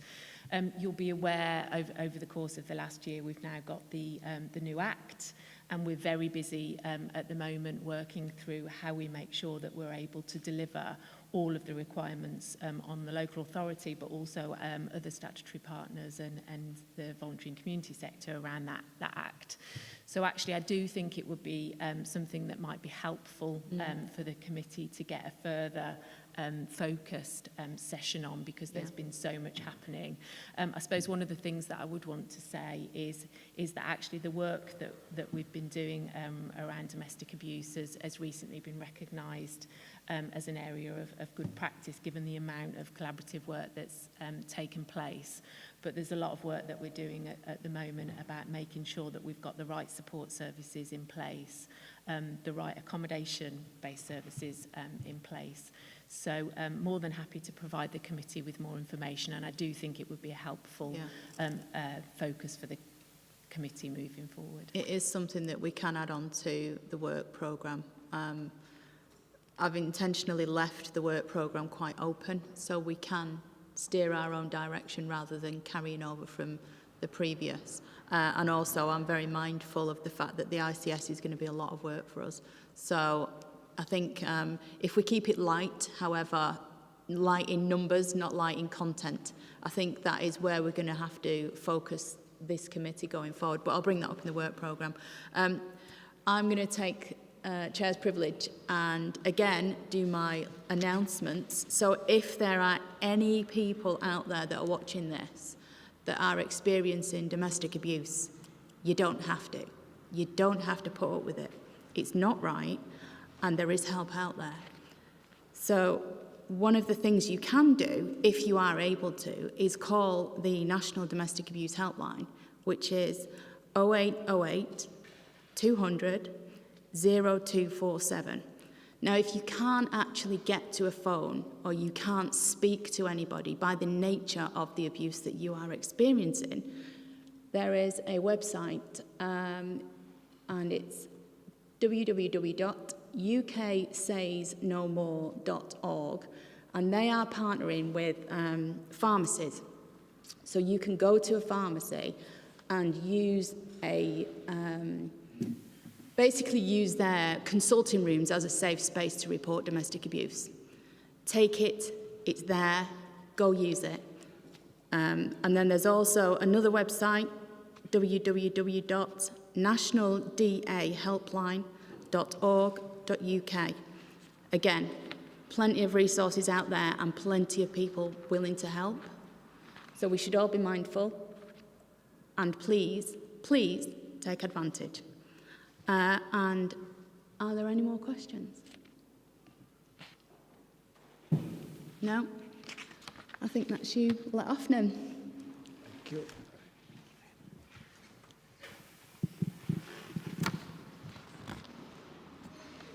So we'll move on to the next item, which is, scrolling down, is, the work programme, as just mentioned. So the view of the work programme, like I say, we're going to have some pretty meaty topics coming down the line. So even though it looks a bit empty, it might be empty on headings, but actually the content is going to be quite in depth. So we do all need to appreciate that. Are there any comments first on the forward plan for the district and borough councils? Bearing in mind we don't have a massive degree of influence over these. Has anybody got any questions or queries on those?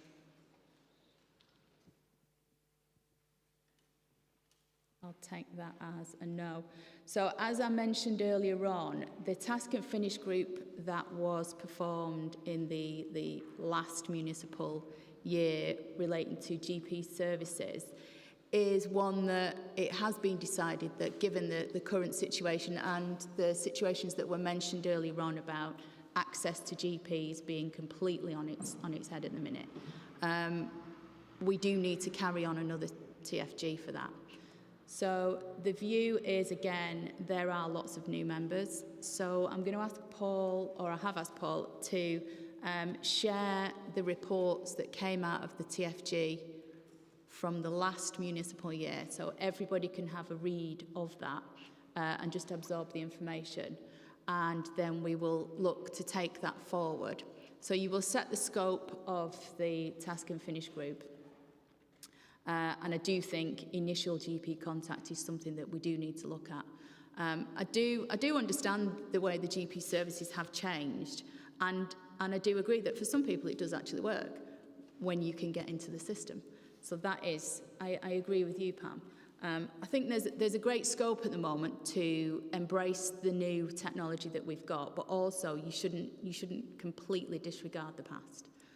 There are some people who do want a face-to-face appointment, whether the GP thinks it's valid or not. Actually, for their own sake, they just want an appointment. So is everybody happy with going forward with another TFG on GP services? I'm getting nods all around. Is everybody happy with the way that I've just proposed that we do that, with everybody getting a copy of the TFG first to have a read of it, and then we'll decide things in a future meeting, probably at the Chairman's Spokes, John? Yep. Thank you, Chair. Just for clarification, I will circulate the TFG report, and that should give a good insight into the work that was undertaken, the participants, etc. If members would like to participate in that piece of work, it would be useful to get those indications so that I can feed that in to the Chair and Spokes meeting, and then when we come back in September, we'll look to take that forward. A critical piece of work is agreeing the scope of the review. As you can imagine, the potential for a wider scope might mean we cover a lot, but it's about achieving outcomes. So, again, happy to have a chat outside the meeting if anybody is interested. And Chair, if I may, just while I've got the floor, yep, sure. We've just had a note by the miracles of technology that have come across, if I can get to it in time, bear with me, from Becky, which was around additional services. And again, I will signpost members to this afterwards. In Warwickshire, there is a refugees domestic violence service, and there's a helpline number 0800 408 1552. Again, and if there's anything else, Becky, you wanted to add to that? No, it's just to make people aware that we do have a Warwickshire service, so anybody who needs to call, please do. Yeah. There's also an email, dvsw@refuge.org.uk. Obviously, in an emergency, call 999, yeah. But anything else, there is support available through those routes. Do you want to just give that number again, Paul? I'll repeat that, Chair, and I will, of course, include those details all in the minutes as well. Yeah. So the number 0800 408 1552, and the email address, all capitals, dvsw at, and then lowercase, refuge.org.uk. Thank you, Chair. Thanks, Becky. Chris, I saw you indicating, did you want to... Chris Mills, yes. Sorry. I'm not sure if I was indicating or just... Oh, right, okay. Yeah, I think the numbers you've just given us are really important, because when we go to our parish council meetings to give this information out, a lot of us are probably not aware of what's going on in our villages with domestic abuse. My son-in-law is a policeman, and he said that's the biggest call is on domestic abuse. If you could give me or give us all the contact details, that would be great, on the website as well. Thank you. John? Yes, just a question, Chairman.